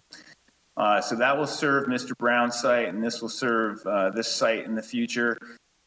This site here will be served probably in this location on the main. And so in terms of fire flow and water capacity, the water department has determined there's enough down in this location. And the city also has, I believe it's a 10-inch sewer that terminates at this location. If it's ever extended, it would be an 8-inch line or something similar like that, just up Nutwood. This project here will be required to extend it down and so they can gain access. We don't anticipate the sewer going any farther than about this location here or this property line here with Mr. Brown's. So that's water. In terms of streetlights, you know, a lot of folks like quiet, dark neighborhoods, and I understand that. And so, you know, my main concern is a street light right here for crossing for peds. It was not anticipating a street light up by Mr. Brown's project so that, I hope that answers that question. In terms of stormwater industrial waste, Mr. Brown will be required to put various it's called low impact development features as part of his project. It's standard with any project. It's a state requirement. The city has to make sure that for the amount of what we call impervious surface, so roof, pavement, compacted DG, those kind of things flow to some type of basin. I don't know that the level it's clean. It's either there's different levels that the state requires compliance with. It goes all the way from, you know, totally retarding your volume back to 100-year historic flow, back down to maybe just putting pavers in. It just depends on how much impervious surface. My guess is this around tier 2 or 3, which would be water quality, cleaning up the water quality. And then tier 3 is retention, on-site retention. What you're trying to do is really get the land to mimic post or pre-development. So what's there right now at the land? Oops. That's a nice building. Let's go back. There we go. So this is all undeveloped site right now. It's got a certain percolation of the stormwater that hits. A certain amount runs off in very heavy storms, and so that's what we're shooting for with these regulations. With that, I turn it back over to you, Mr. Chair, and happy to answer any questions. Thank you. Appreciate that. We are to the point in our meeting where we bring this back to the commission for discussion. The public hearing has been closed. Start on the other end. Commissioner Davis. And this is questions or comments? This would be questions just or your comments. I'd just like to explore some things that I heard the applicant was interested in. I think there was some concern for seeing some equipment under the porch, and I think I heard the applicant say they'd be willing to work to have some more screening in that area. I'd like to see further discussion of that. I am listening very carefully to the residents in the room, and there are neighbors to the south. And I do know that this is a zone for this kind of use, and if I think about the kinds of things that could go on that property, I do think this is a less intensive option. I think Mr. Brown has done a good job developing the site. I think there are some things that maybe we could explore. I'm disturbed about the road, and I don't quite know what to do with that. I even have something I'll just throw out there. I don't even know if you can put any kind of signage on a road that you don't even own, but some of the residents were saying people were coming in there and turning around. If there could be some kind of signage program, or I don't think it's going to be the applicant. Yeah. Well, I don't think it's necessarily the applicant, but if there was something that the city could do to kind of preclude some of that kind of impact. Those are a couple of things that went through my mind. I think it's well designed with the topography of the land. I really do think that there's some really positive features here. So I'd like to kind of see if we can make this a win-win tonight in our discussions. Thank you. Commissioner Gibson. Wow. So I was taking notes and doing a lot of thinking. So I'm just going to kind of go through this, and it might be kind of rambly, but more or less in the order that I was hearing things. So it seems like Commissioner Davis said is that there's some things that we could probably recommend for consideration to help try to mitigate this for everybody. You know, being on a planning commission, I'm always cognizant that the people that own the property have property rights, right? They have rights to do something with their property. We don't want to take away their property rights. And that's a balancing act with the neighbors to make sure that those, whatever that person wants to do with the property is not a negative impact on the neighbors. So it's kind of this balancing. So I recognize that Mr. Brown has property rights, and according to the staff, C2P2 zoning, I'm hearing even right now what's being planned in the areas are car lots, RV sales, a huge RV sales yard. Fast food could be going in there, storage facilities, which it would have a significant amount of traffic, people going in and out, depending on the size of the storage.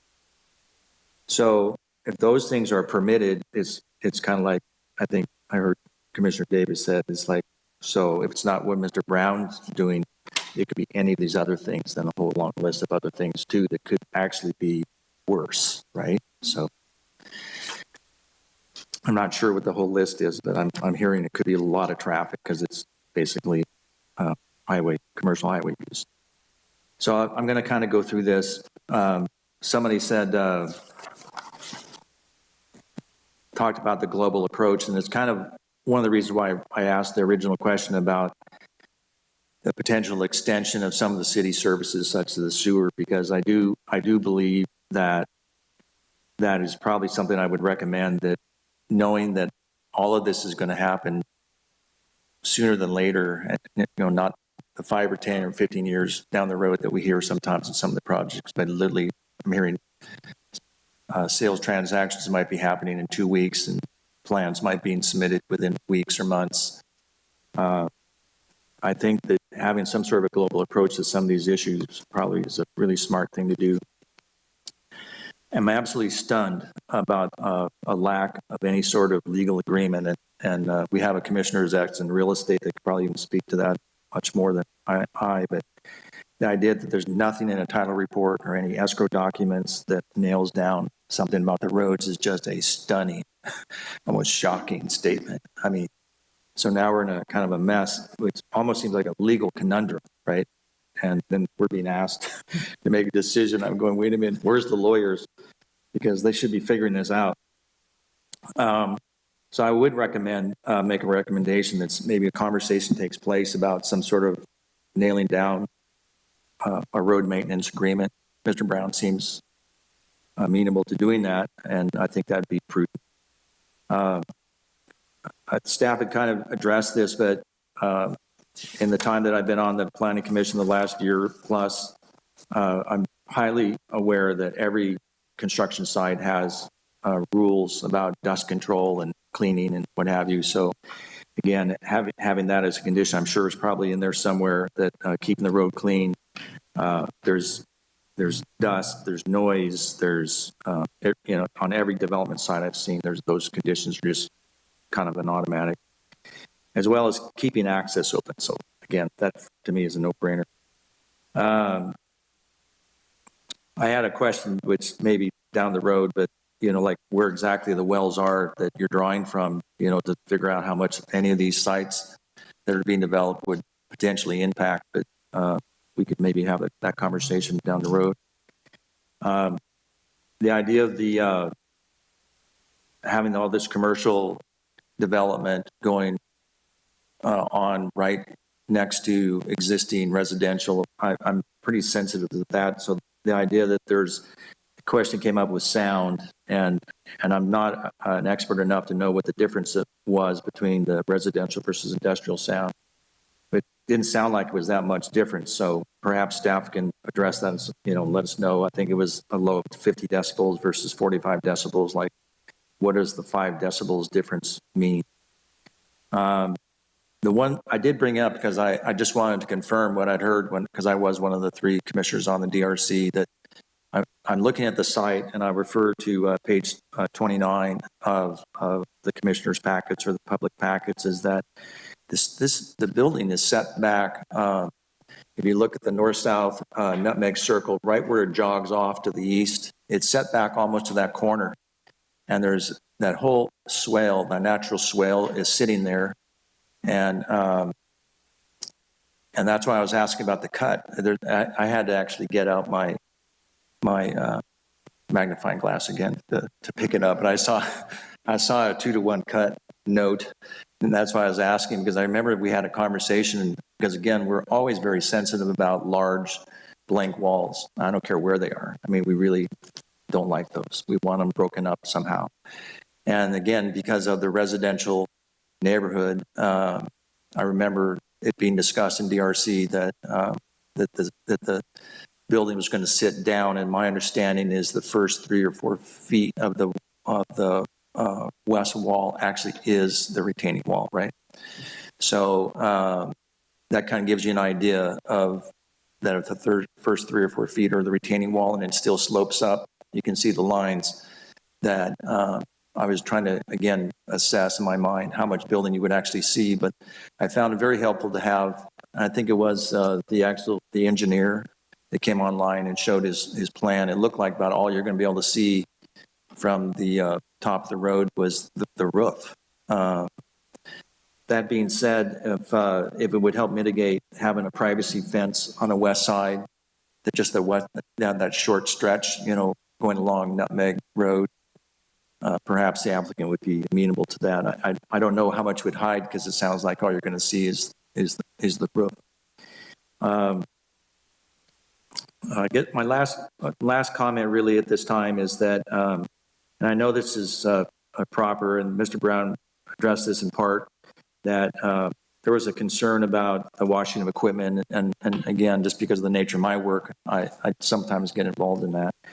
So the idea of having some sort of requirement that if any equipment was being washed, there'd be some sort of certified wash rack or something to collect things that come off the vehicles, whether it's contaminated soil or whatever. I mean, again, that should be a no-brainer. Most places have those sort of things that have equipment. So I think, again, just to piggyback on my commissioner, that there's a lot of things that we could maybe recommend that would help kind of make these things happen and still balance some of the rights of the people. I do have a couple of comments, and maybe if you want to save them, you can address this. But again, just from a legalistic perspective, I was questioning the city's legal right or authority of restricting the road use from going into the city into the county. And I guess that'd probably be from our city attorney's office. I'm questioning that the city actually has the right to restrict the use of a county road. I guess what I'm saying. I mean, I don't know that we have jurisdiction once we go outside. I mean, it's up to the county to make that, would seem, but I just make that comment. This is Isaac Roseman from the city attorney's office. I'm not aware. I mean, perhaps if there was an agreement in place or some sort of easement relative to our rights on the county road, but offhand and not knowing the particulars of it, I'm not sure the city has authority over that. Okay, thank you. That was kind of my thoughts, but thank you for confirming that. I don't think it's appropriate. I don't think it's. The public hearing is over. We'll try to hopefully give you the information you need. So, and my last question, again, because I'm not an expert, again, is just the current road and design with the use, again, just knowing that what's happening, that the parcels surrounding this to the north, to the east, to the south, are all going to have commercial development. I'm just kind of wondering about what the current condition of the road is, both what it is, and I know that this has been maintained, but again, every road has certain design parameters about what sort of design or what sort of weight it can take before it starts getting destroyed. So the design, the width, the capacity, the type of vehicles that are able to go on the road now, because we don't have any of that information. So that piece of information would also be helpful. That I will yield. Thank you. Mr. Jorgensen. Well, I think my fellow commissioners have covered a lot of my comments, so I can be pretty brief. First of all, I'd just like to tell Mr. Brown that I really appreciate what I'm hearing from you about your willingness to accommodate your neighbors in this very peculiar situation of, well, not of the site and of your project, but also of this very peculiar road situation. I mean, I've never heard of anything like this.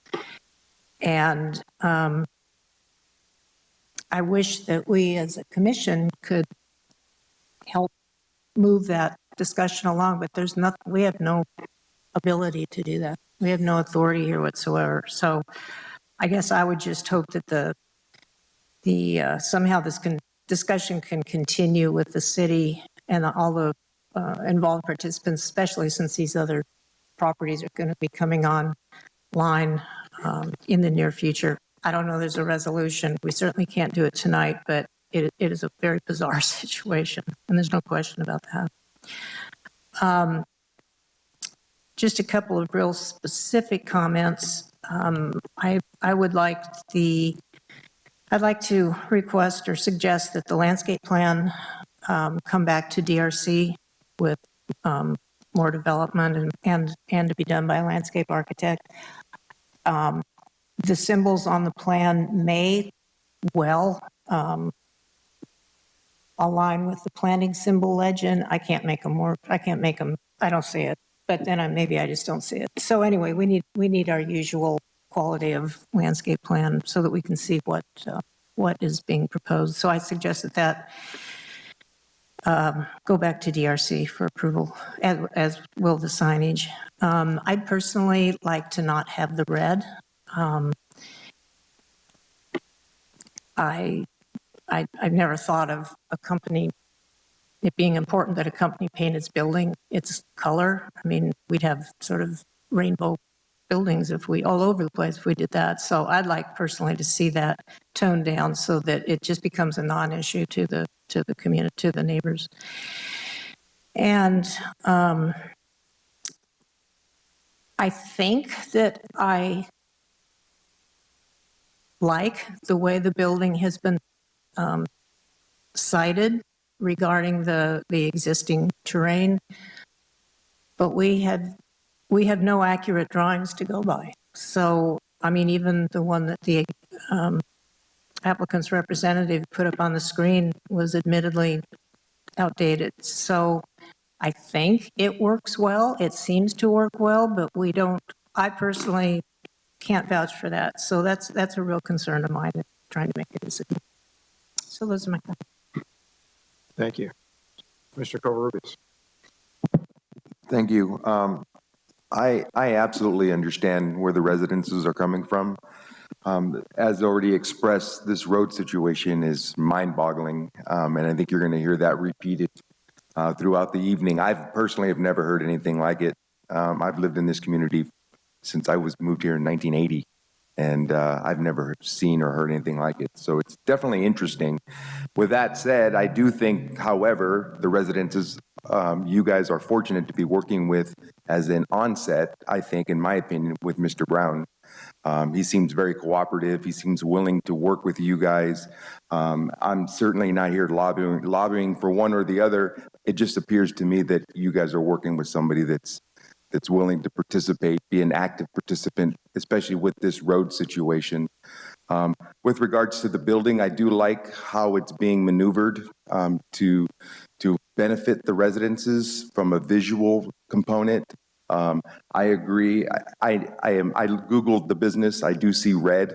Maybe it can be toned down a little bit, so it's not so bright. I think Mr. Brown's willing to consider that. I agree wholeheartedly with some of the landscaping dynamics. I think it needs to be a little clearer on what's going to take place. But I think overall, I do think the project, for a first-time project in the area, is a good project. I think it could certainly be a lot worse as far as noise and traffic and all of those components. So I think Mr. Brown is willing to participate. He's willing to do his part. He's not just coming in and dictating it's my way. At least that's not what I'm hearing. So from that standpoint, I definitely think we have a viable project here, something that could be good in the long run. Can't speak for the future stuff that's going to occur, that's proposed that it's going to occur. I'm only here to address what's being proposed right now. And right now, I do think this is something that we can all work with. I do wish that the Planning Commission had a little bit more pull with some of the legalities that we deal with in our city, but I think we also got to be careful for what we ask for. So I think in this case, I think it can be something that can be worked out, maybe tone down a couple of things. I think the project is a good project, and I would stand by it. That's all I have. So I too think this is I think this is a very sensitively cited project, but I have to agree with Commissioner Jorgensen that I'm not 100% sure of what we're approving today, because the plans that we have are not the same plans that they say they are going forward with, nor is I think it's the left elevation on the elevations. It shows a full height wall, and that's not what we're approving today. So I would like to see ultimately this come back to the DRC for another round of reviews for this site plan to make sure that what is actually built is actually what is reviewed. So that's that question. And I just have to say that I have actually seen this road situation in the county before, in Cayucas, in the hills in Cayucas, 5 and 6 miles of road with no easements or no maintenance agreement serving 10 or 15 residences. So it happens in the county, and it has happened, and I'm sure it is elsewhere. So you are not unique. So that's it for me. Before I forget, Mr. Athey, I had a question. I was doing some title search before too, and because of the uniqueness of the road being private and no maintenance agreement, and again, when I was looking at, I didn't see, I know the city doesn't necessarily concern themselves with it, but a CC&Rs in that, did you see anything to that effect in there either? I didn't see anything from the original. I've never seen the CC&Rs. I'm not aware. So nothing in the title report you saw either? Okay. I'm sorry. There's nothing in the title report you saw to that regard either? No. Okay. That answers my question. So, okay, thank you. It is a baffling situation. it is not uncommon. It's probably less uncommon than you think, but usually when we see it, it's not normally in this type of environment where the city had an opportunity to take control of that road. And I apologize, one other question, and maybe Darren may be able to answer this. Is the road, is it a singular parcel? Because I'm having a hard time determining that on the map. And is it owned by one individual, or is it owned by the association as a whole, or what they're calling the association? So the preliminary title report I have indicates that Mr. Durand owns this section of Nutwood here. This portion, right? Yeah, that's the only thing I'm aware of. Okay. Is just the portion in where it says sheet sheet 3. There, that's the only part I'm aware of. Okay, thank you for that clarification, because I was getting, the terminology association was being thrown around, and then I saw that it looked like he was an owner of that parcel. Okay, thank you. Thank you for that. That is a huge concern. Obviously, unfortunately, we don't have the power to deal with it, and I'm agreeing with my commissioners that I'm really hoping that the city council will take a serious look at this, because what I'm hearing is that seems to be one of the greater concerns, especially because the amount of development that will be happening there. And it's not just any type of development, it's commercial, industrial. So there will be quite a bit of traffic and some things going on there, safety issues. So to me, that would be something that I guess is just a general note. I would like to piggyback on top of that concern and say I really hope that the city looks at this intently, because we do want to have good neighbors, even though they're in the county. They're our neighbors, and I think it's really important for the city and the city council to address this. That being said, Mr. Brown seems to be working within his rights, and I think he's done a really good job. Again, I know you've heard this before, but it's not very often you see an owner come in and they make such efforts to position a building, drop the building down, don't go 50 feet, and they're doing 20. So I have to give him a lot of credit for that, because it's not often that you see that somebody wants to exercise their rights. And then the fact that he is discussing working with you on the road maintenance, and it is an interest to him, as well as you guys and anybody else coming in. To me, I like to see that. I would like to see a more, I think that the landscape plan should come back. I would like to see that. And with that, I just want to make a suggestion to Mr. Brown. One of the areas I kept kind of thinking in my mind, and somebody mentioned the privacy fence and maybe working on buffering that a little bit, that area.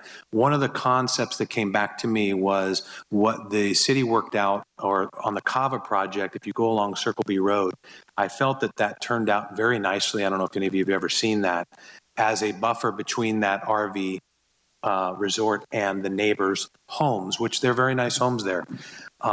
The reason I know it there is I'm familiar with the road, but it turned out really well. And I thought that it would be something that might be a very nice actual addition to your project and help mitigate some of the concerns with the neighbors there. But it also would add a benefit to your landscape plan, which would also make it nice. And it's just an idea to me that you may want to look at doing that. I know JB might be familiar with it. Go ahead. So my last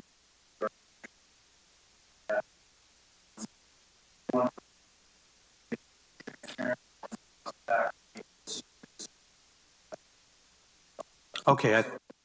We decided, why don't we use that?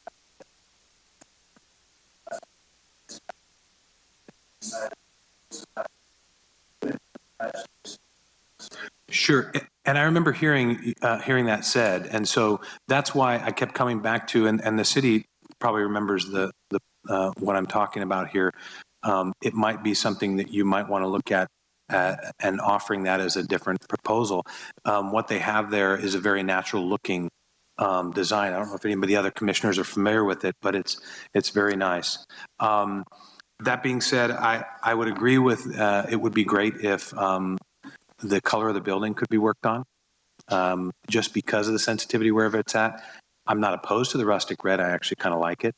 But I would think that for me, some of the real issues like the landscaping plan coming back, working on that, and maybe proposing a different color for the building. I'm not dead set against it, but obviously some of the other commissioners are concerned with it. I did have, so one of my questions was stipulated parking on the road. That we can't do that. I had another question here, and I apologize. I wrote it down as I was scrambling.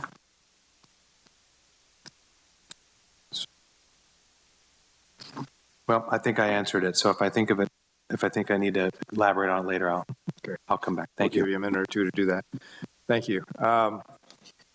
It was encouraging that the folks that spoke tonight talked about they recognize that this is a commercial property next door.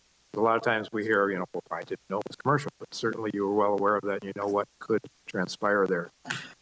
That being said, though, I think we will certainly strive to recognize that this is a gateway to your neighborhood. And regardless of the zoning and what might be there today in the other parcels, I would think it's incumbent upon us to do this as well as we can in accommodating the uses that are going to go in there, not only Mr. Brown's, but some of the future ones as well. Like some of my fellow commissioners said, I really think this building fits this site quite well. There are a few things I am not a fan of the red. Use your red as a banding on a neutral colored building or something, so it's not as much of a standout to the neighborhood, I think, is something that could help. Like Commissioner Jorgensen, Commissioner Neal and others, I have a problem reconciling that we don't have final plans. And this just hasn't happened just with this one, but it happens on occasion where a previous version or something else, or now we've changed the wall, it just isn't quite the package. So I think the DRC does have the ability to sort that out. And I think it's something that we have to put forward to them to address. Maybe that's part and parcel to some of the other things as well. I think that dialogue could include some of the discussions of additional landscape screening between this use and the neighborhood.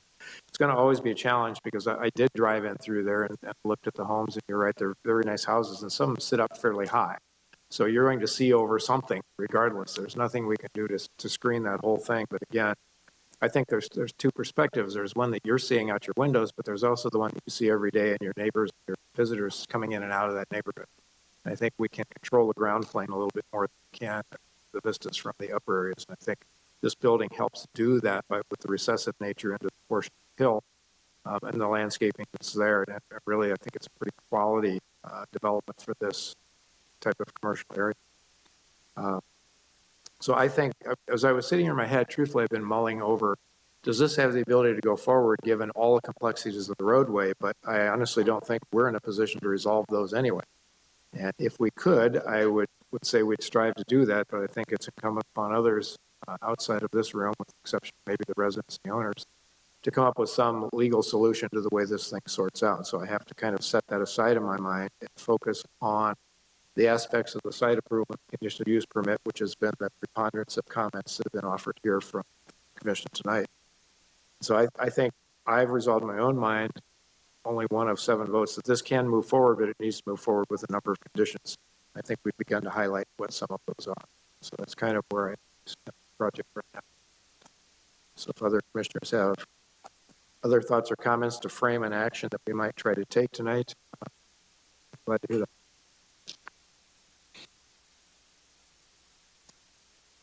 If a motion, that's certainly one way to bring this to a head, is to have a motion that we can discuss and look at. Okay, let me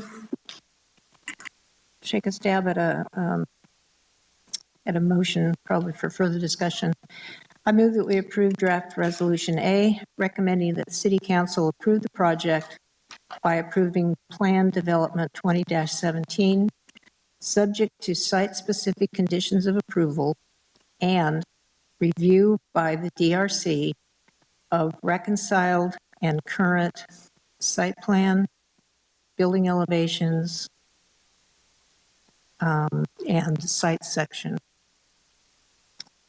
And review by DRC of a landscape plan designed by a licensed landscape architect, and review by DRC of the building color.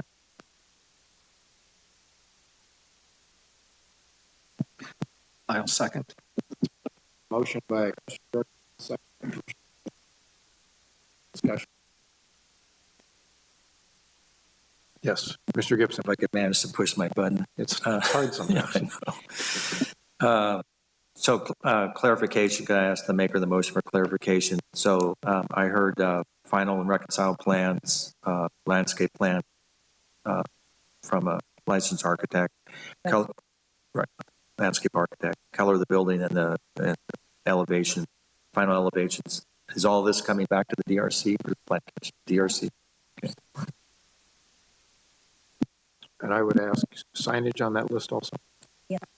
Yes, I would like to modify the motion to add the DRC would also review signage. I accept the modification.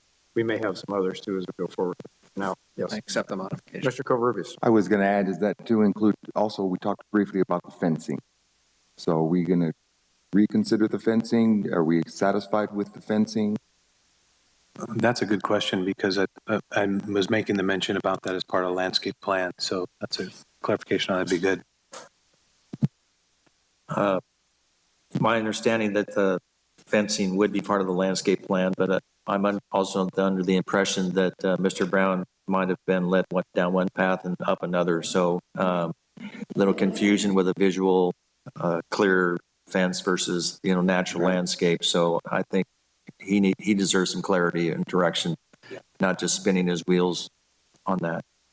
I would Agreed. propose that perhaps we add to the wording that the landscape plan would consider the potential of fencing. I personally think that the neighbors would be very unhappy with the fence. I think it would do more to block their long distance view than save it, but I can't say that because I haven't drawn it, I haven't done the site section. But perhaps if we said the landscape plan with consideration of potential fencing, or just leave it out for. I think there's a strong enough interest at the table here that fencing should be a part of that discussion. Okay, then I would modify my motion to rephrase the landscape plan portion to say DRC to review landscape plan designed by a licensed landscape architect, including potential perimeter fencing. Seconder? I accept that motion. Okay. Can I ask we'll sort that out with the DRC, I think, rather than here. Mr. Gibson? I have another question. So again, it came up on several of the residents that in regards to the water quality, and David Athley addressed a lot of that, but at what point, I asked a question to staff, at what point, because it sounds like it would be just inevitable that a requirement to put in some sort of wash rack or containment, would we be doing that now, or at what point would that be part of the discussion? David Athley, city engineer. So when this comes in for a building permit, this project, our stormwater compliance people will look at this. And if there's a wash rack associated with the project, then they'll have to meet the various state requirements that Mr. Brown outlined. One of them is industrial waste, stormwater industrial waste permit may need that, may not. It just depends on where he falls in the categories. But we will look at it like we do for all our projects that include industrial waste or oil changes or anything like that. Our industrial waste management looks at that and makes sure it's in compliance with the law, and they'll have to design their systems. Like, for instance, a wash rack just can't discharge its wash water to the surface without being in violation of the law. So right. Can I ask you a follow-up, David? I appreciate your response, but as opposed to approving the design or placement of a wash rack, at what point would a wash rack actually be required? Well, I mean, I think that's really up to the operations of the project. So if they never do washing on site, then they would need a wash rack. But if they're planning to do, washing on site, they would need to collect that water, treat it through some type of grease oil separator, and then discharge it to their septic system. And that would be a natural question or some of the applicant in filling out the building permit of whether they're going to be washing. And if it's so, then they would be required to design an appropriate wash rack. We have a checklist in our permit application. All right, perfect. Thank you. Thank you. The only other point I would ask the motion or to consider. We talked about that open, what's it referred to as the covered work area on the end, the potential of at least putting one wall section in there to help screen that. Would that be an acceptable addition to? Yes, it would. Yes. Any other discussion points? From Mr. Chair, yes, Mr. Nash. I think the fence needs a little more discussion because we need to be fair to whoever's on the DRC with some direction on what it is that we're looking to do. Because I'm not clear as staff, and I want to make sure that the discussion at DRC is fruitful. So there was discussion about fencing along the westerly property line, and I'm thinking that the discussion on fencing is to screen this project from the neighborhood. So are we talking about along here? Is that what we're talking about, doing some fencing? Because this is an area that's elevated above the project. So having the oak trees, having the natural, and then you get to the building, I think you're going to be looking over the building. So that's fine. If the DRC is asking for some fencing, are we talking about here? Are we talking about taking it down here? Where is this, the request for additional fencing being looked at? Because Mr. Brown's going to come with his plans, and we kind of want to have some direction on what type of fencing plan and landscaping plan he should bring back for DRC review. Can you put the fencing plan back up on here? The wall and fencing plan? See if I can get the change. I think, Mr. Nash, that's a fair question. It seems that there's, on a larger scale, two approaches here. One is kind of what we're seeing on the screen right now, where we have fencing and screening done with a couple of different materials in a kind of prescribed location as to maybe best screen the yard and other views. You're allowing views through the oak trees over the top of the building unimpeded, which I think personally may be a better approach. Rather than entirely perimeter fencing that whole thing, then it takes this more compound kind of look. And I think actually the expression of opening up the landscape in the corner of the building is a softer approach than fencing around the whole thing. So my personal opinion would be, as it goes back to the DRC, any discussions about fencing just focus on what is on those perimeters, determining whether that's still consistent with the plan. But I would open that up to other comments from the commission.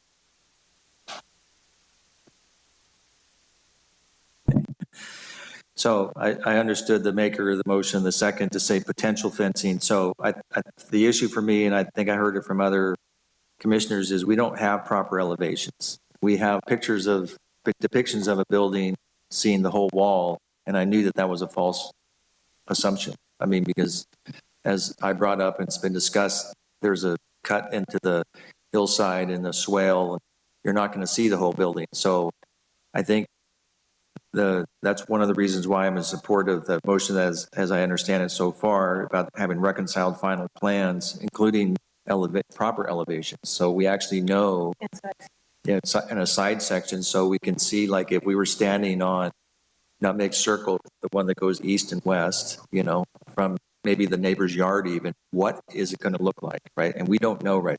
All we can do is guess.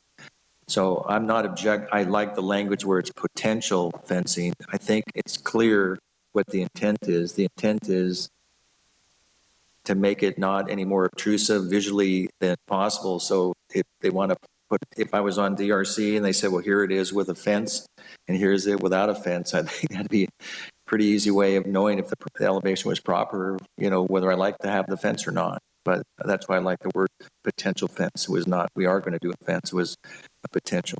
But again, I just think staff needs to also be clear with Mr. Brown, what he's expected to do, because again, I think I understand what the intent is, but I think he was given dual directions as well. So.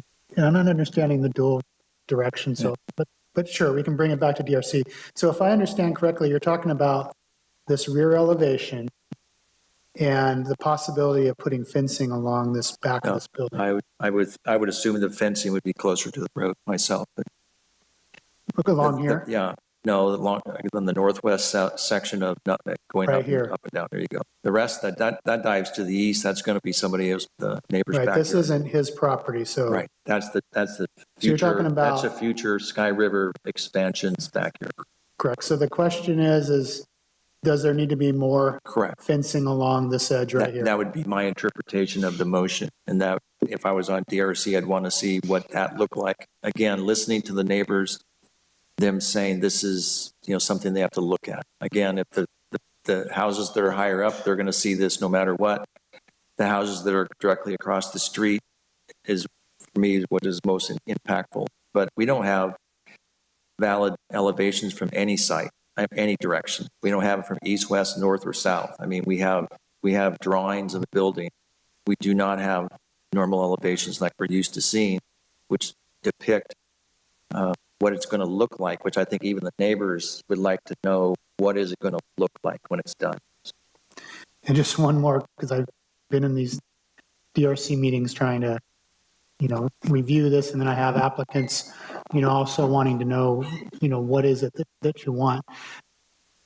What I'm understanding, and absolutely getting appropriate plans, when we get down to submittal of project plans for a building permit, they're reconciled, there's a lot more information. But I think once we get to the DRC, there still isn't going to be a way to really know what the views are going to be and how much screening a fence would do in this area.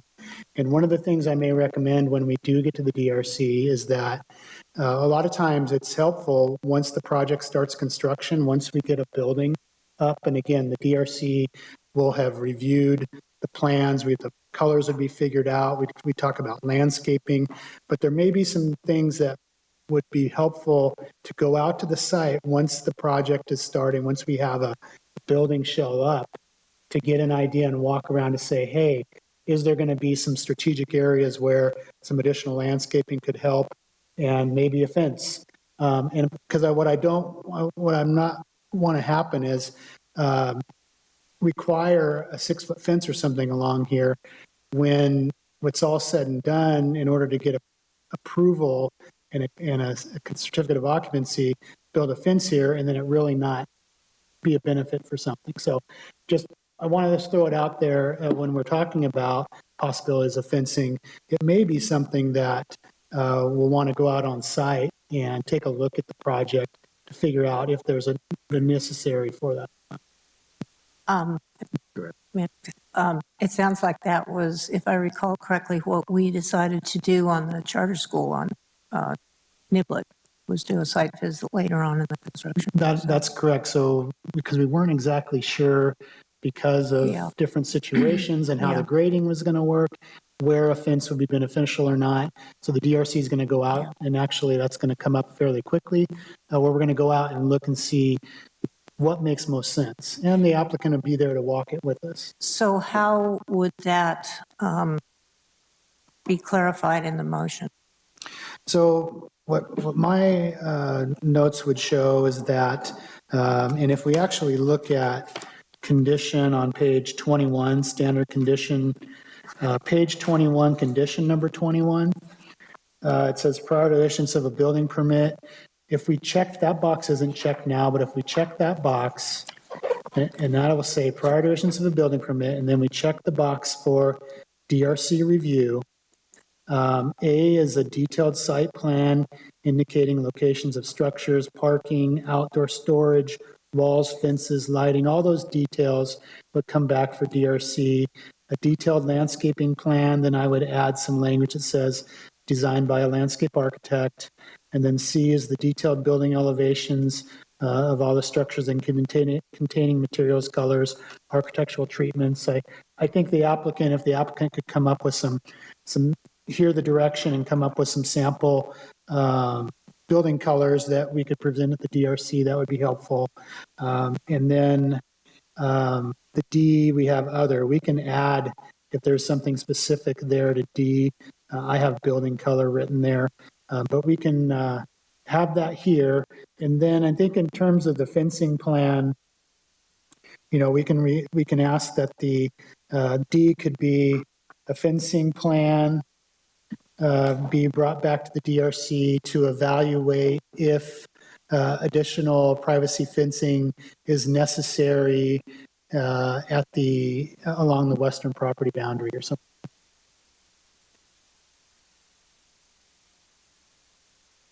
So, Mr. Nash, I think those comments are very well placed. Clarify for me, though, how this works. We've talked about, normally DRC is an office type review. It's a meeting review. Now we've talked about a field review as we did on the Almond Acres. When do those happen?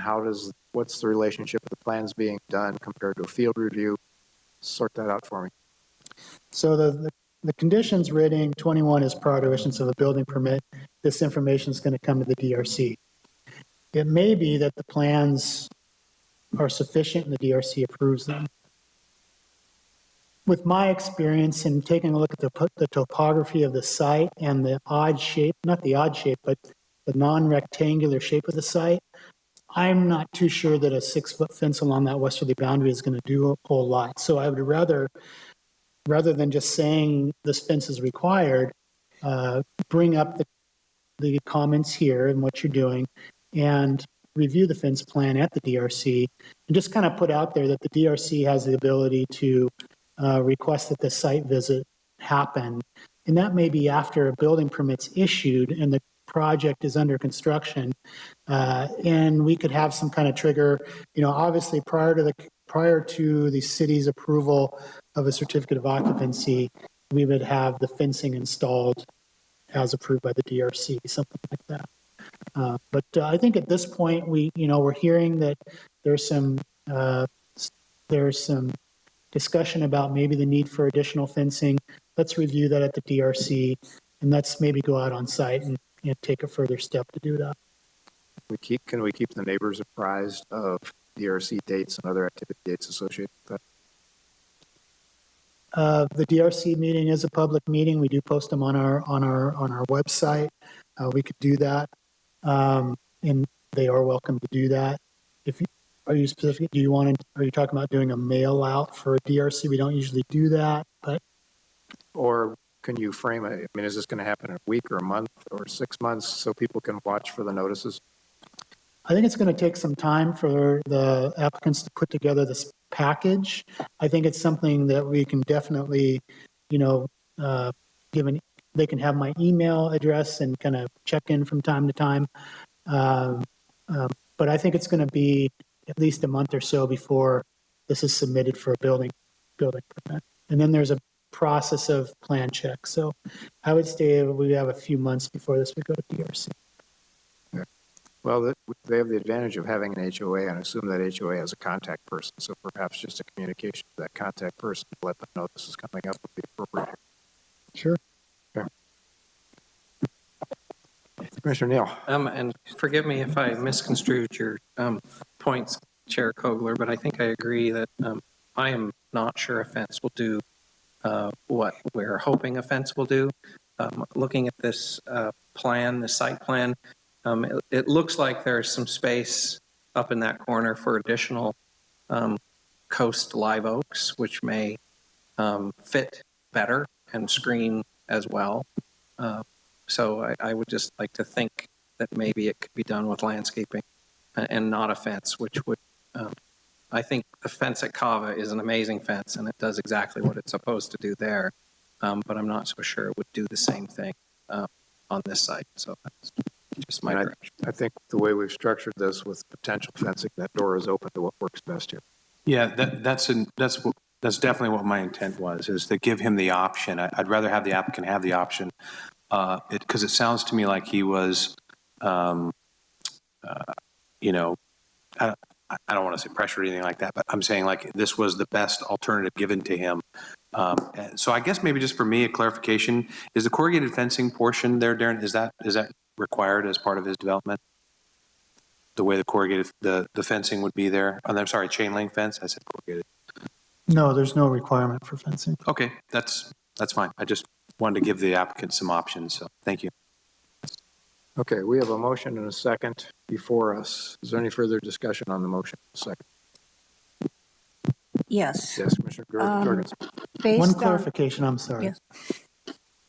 There are some requirements for screening outdoor storage areas. Correct. So that would be something the DRC would want to do. Whether there's fencing all perimeters, that's not a requirement, but screening outdoor storage is a requirement. Thank you for the clarification. I appreciate that. Thank you. Apologies. Yes, I guess this would be looking to staff for advice. The motion can be, as we've been doing it, adding a longer and longer motion, or as you seem to have suggested, Darren, to maybe drop that draft motion altogether, start over again, and call for revisions to item number 21 of the standard development conditions. We can do it either way. We can add site-specific conditions and add conditions to page 18. We can add a condition number 16, and we can require that those reconciled plans, the landscape plans, the fencing plan, that all those come back for DRC prior to issuance of a building permit, along with building color. Seems like it might be cleaner and easier to do the number 21. Okay. Yeah, I'm liking 21 too. Okay, so I would like to withdraw my And motion. the seconder, to withdraw, please.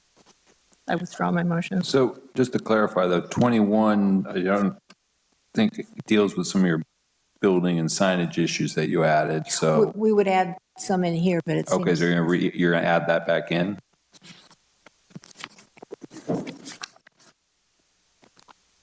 Try to make it easier, maybe making it harder. Okay, let's try this. All right. So we rescinded our, I've withdrawn my second. okay. All right, so I would like to make a motion Please do. to, oh gosh, now I missed my wording. No, the motion wording. Thank you. It's got way too complicated. I should have let you do this, Joel. You're the one that usually does this. That wasn't it.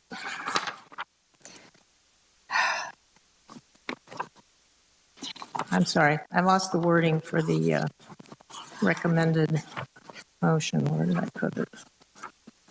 It was page 9, you said? Yeah, which, oh, here we go. All right, I move that we approve draft resolution A, attachment 2, recommending the city council approve plan development 20-17 and CUP 21-21, subject to site-specific conditions of approval and modification of standard development conditions number 21.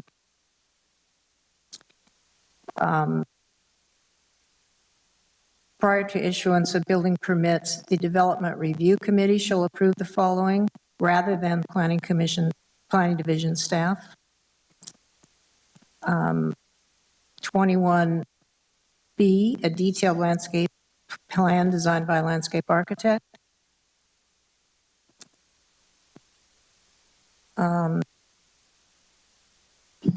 Add item E, requiring detailed site sections and evaluation of additional visual barrier of fencing or landscape, the need for visual barrier fencing or landscaping along the west property line. I'll second the motion. Before there's a second, there is one already. What about signage? And signage. So Closing off of the open end of the building, color of the building. So signage is already a standard condition that's checked. So we already have signage in the standard condition. The only other one was the Well, we end have of the detailed building. building elevation, materials, colors, and architectural treatment. Sorry. So that covers. Yeah. Okay, so we've covered the color, we've covered the fencing, we covered the open end being closed off on one end. No. Is that our intention? Yes. Okay. Seconder's down here now. Is that? You agree to that? Okay. That's all the items that I had referenced. So I think we have a motion and a second. So just to clarify on the building color, you want the review of the red color as a primary color versus an accent? That's the issue we're reviewing. That's the issue, but I think the motion should be open-ended because that if there may be an approach that the applicant would like to take that changes everything. Okay, but you want them to review the red color? Yes. Yes.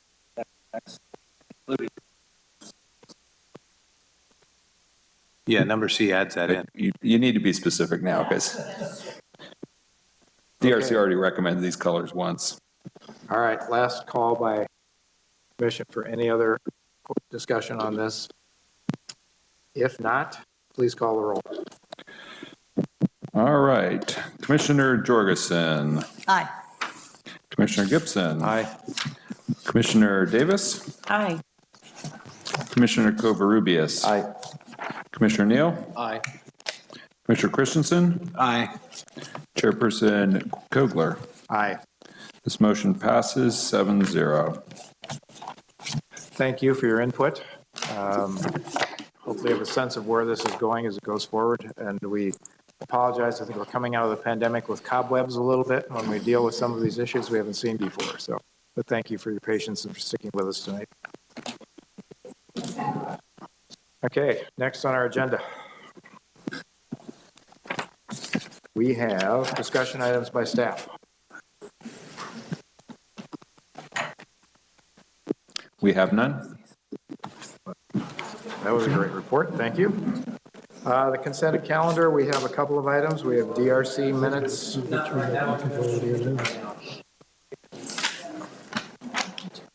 We have DRC minutes from July 12, 19.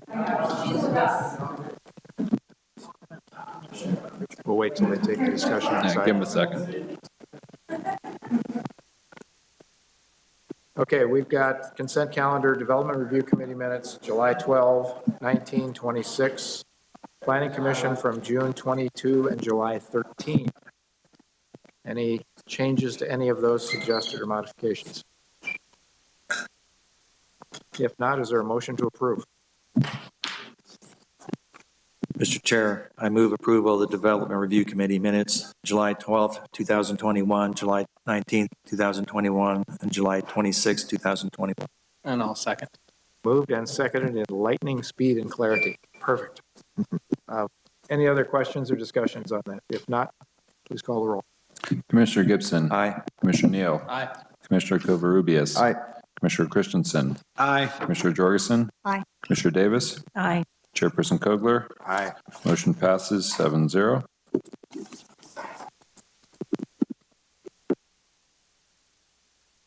Next on our agenda, other reports. We've got 4 things listed. First of which is the Housing Opportunities and Strengths Committee and Zoning Code update. Yes, so we do have a consultant under contract. It's MIG Associates. They're working on the zoning code update. They're just starting off their process. They're actually doing stakeholder interviews with local architects, engineers, builders about the current zoning code. We do expect that they'll be ready to kind of brief the Planning Commission and ask for some additional input in September. And then we'll start scheduling some Housing Constraints and Opportunities Committee meetings in the near future as well. Very good, thank you. The Railroad Street Ad Hoc Committee report. We met 7 hours and 10 minutes ago. We started. So it's still fresh in all of our minds. Do you want to summarize, Warren? Or? Yeah, so we had the 3rd meeting today. Basically, we're moving toward trying to develop a palette of street furniture and street improvements for the railroad corridor. That was the direction to the ad hoc committee. So we were starting to refine that list. It looks like we have another meeting or 2 before we're going to be to kind of a final design proposal. I think the plan will be for the ad hoc to make a recommendation back to the Planning Commission that then potentially the Planning Commission could forward on to the City Council for some sort of formal action. So it's moving in the right direction. I think we have another couple meetings before we are ready to report back to Planning Commission. Very good, thank you. Paso Robles Street report. So there's been no action on that. I think from staff's perspective, it seems like it's probably best to focus on wrapping up the railroad streetscape, and potentially as we go through that process, that might inform us about exactly how best to take on the Paso Robles Street thing. So I think let's focus on that, and then we know this one also needs attention. It's very reasonable. Then the DRC rotation schedule is on all of our screens. Does that still work for everybody, or any conflicts arise? Chairperson Kogler, I just wanted to put it out there. I'm probably going to need, I'm scheduled for October, and so the 4th and the 11th, I may not be available. So I'm putting it out there in case any other commissioners need time covered for themselves. I'm willing to take a look at that on their calendar and cover for them if someone can cover for me on those 2 dates. Don't have to decide on it tonight. I just want to put it out there in case somebody's got something coming up. I can assist with at least one of those if need be. So, did you want to volunteer for one specifically? are you for sure out on the 4th and the 11th? I would say I'm about 60% sure. So if you want, I'll put an email out as I get closer, probably towards the end of this month, and then I can make sure. I just wanted to, if you guys had plans for trips planned, I'm willing to jump in and cover now in case, someone's needing to cover for me. So how about I do that? I just update you all as I get a little closer to the date, if that's okay. And I'll respond to that because I'm sure I can cover both of them if need be. Okay. All right, any others? Are we good? Sounds like we're good. How about planning commissioners' comments? Let's start in the middle and radiate out. Mr. Jorgensen. No, I think I've talked enough tonight. I'm burned out. Mr. Gibson.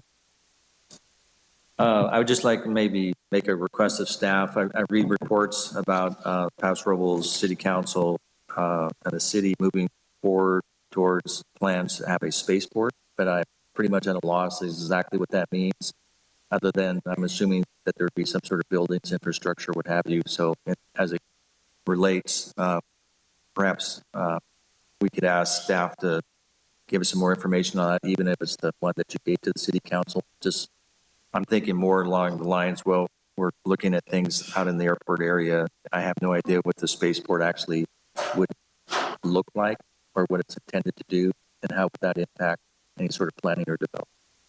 Okay. Okay. Commissioner Davis. I can't get my microphone on and off, but nothing. Thank you. It's a problem. Mr. Christensen. I don't really have much to say, except I want to concur with Gibson. I read the stuff about the spaceport, and I said, I don't quite understand what that is. So it would be great to learn a little bit more. Thank you. Mr. Neal. Nothing. Mr. Covarrubias. Nothing. Quiet on that end too? Quiet Okay. on this end. My only, request for information would be on parklets. Widely reported in both print and television media today that the parklets are done November 1st. I don't think necessarily the entity that was referenced has authority to do that, but be that as it may. I think there's a parking committee meeting coming up tomorrow. Tomorrow And then morning. the council is to see something on parklets on August 17th. Is that accurate? Next Tuesday. Okay. Tell us, if you would, just a little bit about what's happening there. So the council did give previous direction, I believe, April, May, to wind down or end the current temporary emergency parklet program on October 31st. So that's the direction, that's been the direction, is everything's going to be removed by November 1st. Beyond that, the question's been, is the city going to allow some sort of establishment of a long-term parklet program in the downtown? That's the issue that the council was not clear on, and they've asked the parking commission to weigh in on that. So that's going to be one of the discussion items tomorrow for the parking commission, and then that decision will be reported to the city council next week at their meeting. So I think the Chamber of Commerce may have taken a position on the parklets, and that may have been what was picked up by the news media today. Chamber has no formal standing. Obviously, they're a partner agency, so their recommendation, would be considered with all the other public comments we would receive. One quick follow-up question. I just saw that their agenda was online later this afternoon.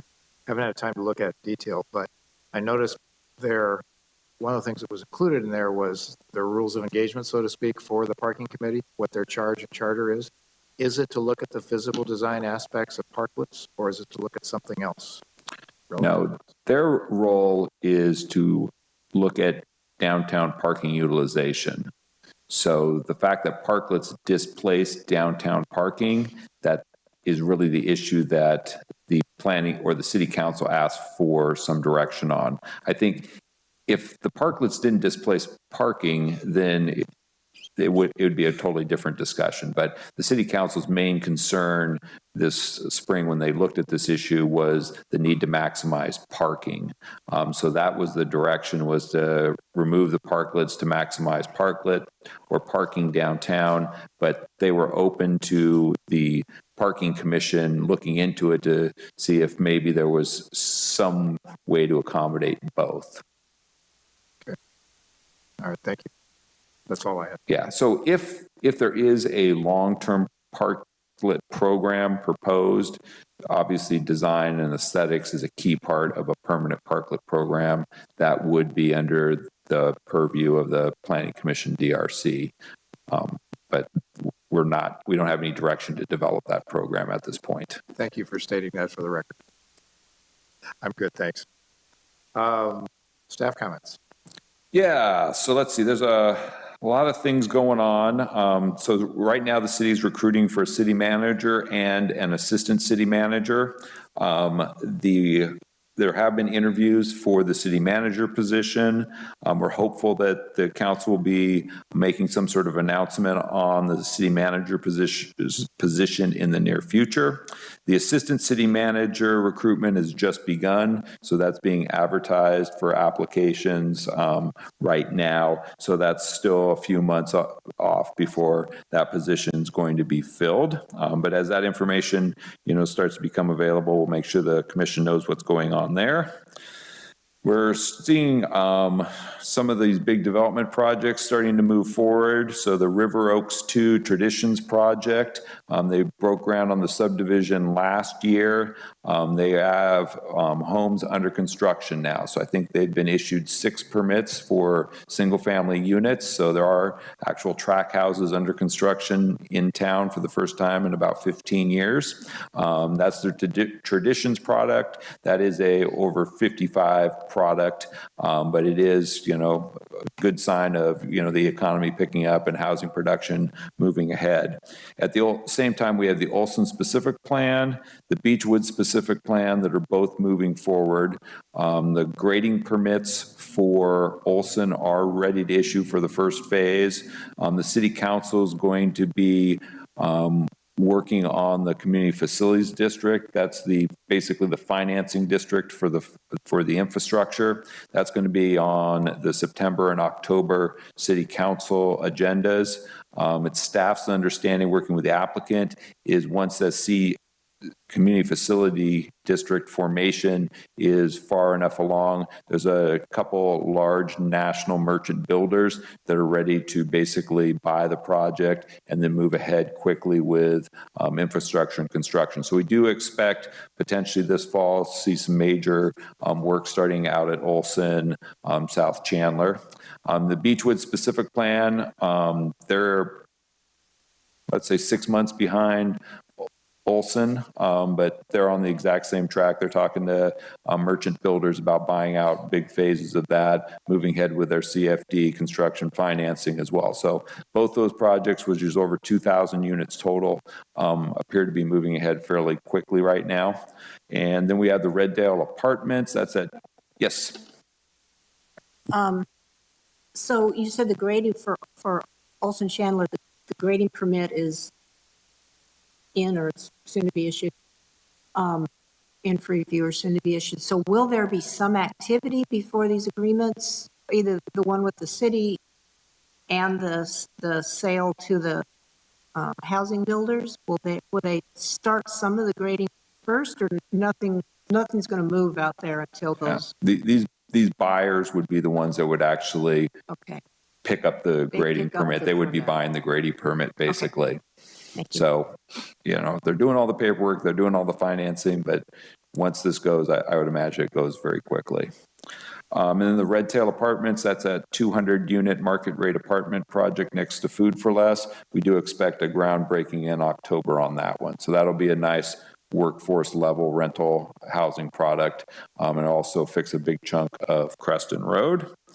The Landing, which is the boys' school reuse project, we're pushing ahead very quickly with the EIR process. The goal is to have a draft EIR out for public review and comment, which the Planning Commission will be included on that toward the end of October. So there's a lot of technical reports that are getting wrapped up right now. We know that traffic and then some of the biological issues related to vernal pool fairy shrimp are kind of the big issues still to be resolved out there. We do expect to schedule meetings with the Design Review Committee toward the end of this month, end of August, to start to review the design guidelines, the design plans. Those concepts have evolved quite a bit from the last time the Planning Commission saw that. So we want to check in and make sure the Planning Commission has a early opportunity basically to give input to the architect and project team as that moves forward. So be ready for that. So Spaceport, that is a proposal that's been endorsed by the City Council. So that isn't for a specific development project at this point. What it is an application process that you would make to FAA. So any vehicles that enter into space from the United States has to be approved by the FAA. And you can only enter space if you have a spaceport designation. So obviously like Cape Canaveral is the best example of a spaceport. That's what they call vertical launch, which is rockets. Same thing as Vandenberg. Those are both spaceports. That's not what we're talking about here. There's also the idea of launching rockets into space off of aircraft. Those are called horizontal launch, and that's what potentially could be done from our airport. And literally they'd be very small satellites. They could be, basically mounted to, existing jets that you see out at the airport right now. And there's a technology to launch, into space with that. So actually the infrastructure requirements for horizontal launch appear to be fairly modest. There's a lot of private sector businesses that are interested in, I guess, these low Earth orbit kind of CubeSat kind of launches. So that's what we're talking about. First step is you got to get the FAA designation. Then you can start to talk to actual companies, operators that might be interested in then doing something with that authorization. So it's kind of a two-step process. The Airport Commission, City Council is the lead on that, but we'll ask the airport group to come in, brief the Planning Commission on it, just so you understand. Eventually, there potentially are land use implications. All right, let's see, what did we not talk about? Coming up on your agenda, Hotel Paso Robles, we continue it tonight. We do expect to have that on your next agenda. Quickie Car Wash, DRC's been looking at that up on 21st Street. That's probably coming on an agenda fairly soon. Dubs, medical marijuana delivery office on Black Oak. They've requested an amendment to their CUP to add some additional uses. We're looking at September for that. Olson South Chandler specific plan, there's an amendment to one of the sub-phases of the project. We expect that on your agenda in September. And then the Urban Water Master Plan, the City Council adopted the 2020 water plan. We're going to schedule that for a briefing for the commission just so that you're up to speed on what their latest projections are for water needs and availability of resources, that sort of thing. And I think that'll conclude my report. Darren, anything else? Just was going to mention again, that Sky River expansion, we have an application in. So that'll be something we'll start with DRC. It's pretty new application, but I think that the discussions tonight and, the transitions between the residential and these industrial properties is important.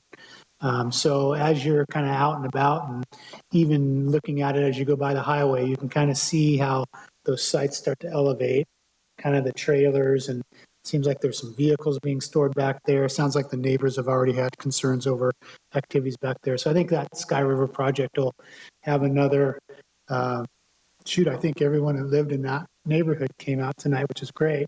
But I think they'll be back for that project. So thinking about, I think Ty raised some good points about some of the things that were done out on Cava. Just start thinking about that. And because I know that the RV sales, they're not going to want to do a whole lot along there. And I think we need to take in consideration the current property, not the new, but also how to maybe go back and screen that existing property too. So just something to be thinking about as you're going around and looking at that project, and we'll be talking about it soon. One question for Warren. What's the latest with the rezoning? They were talking about the need for potential rezoning, and I think it was an advisory, or we're looking at a company for consulting on that.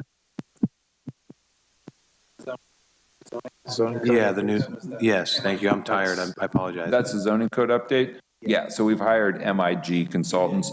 They're the same ones that did our housing element update. So they're real familiar with everything that's wrong with the zoning code based on the review during the housing element. So they were ideal for that.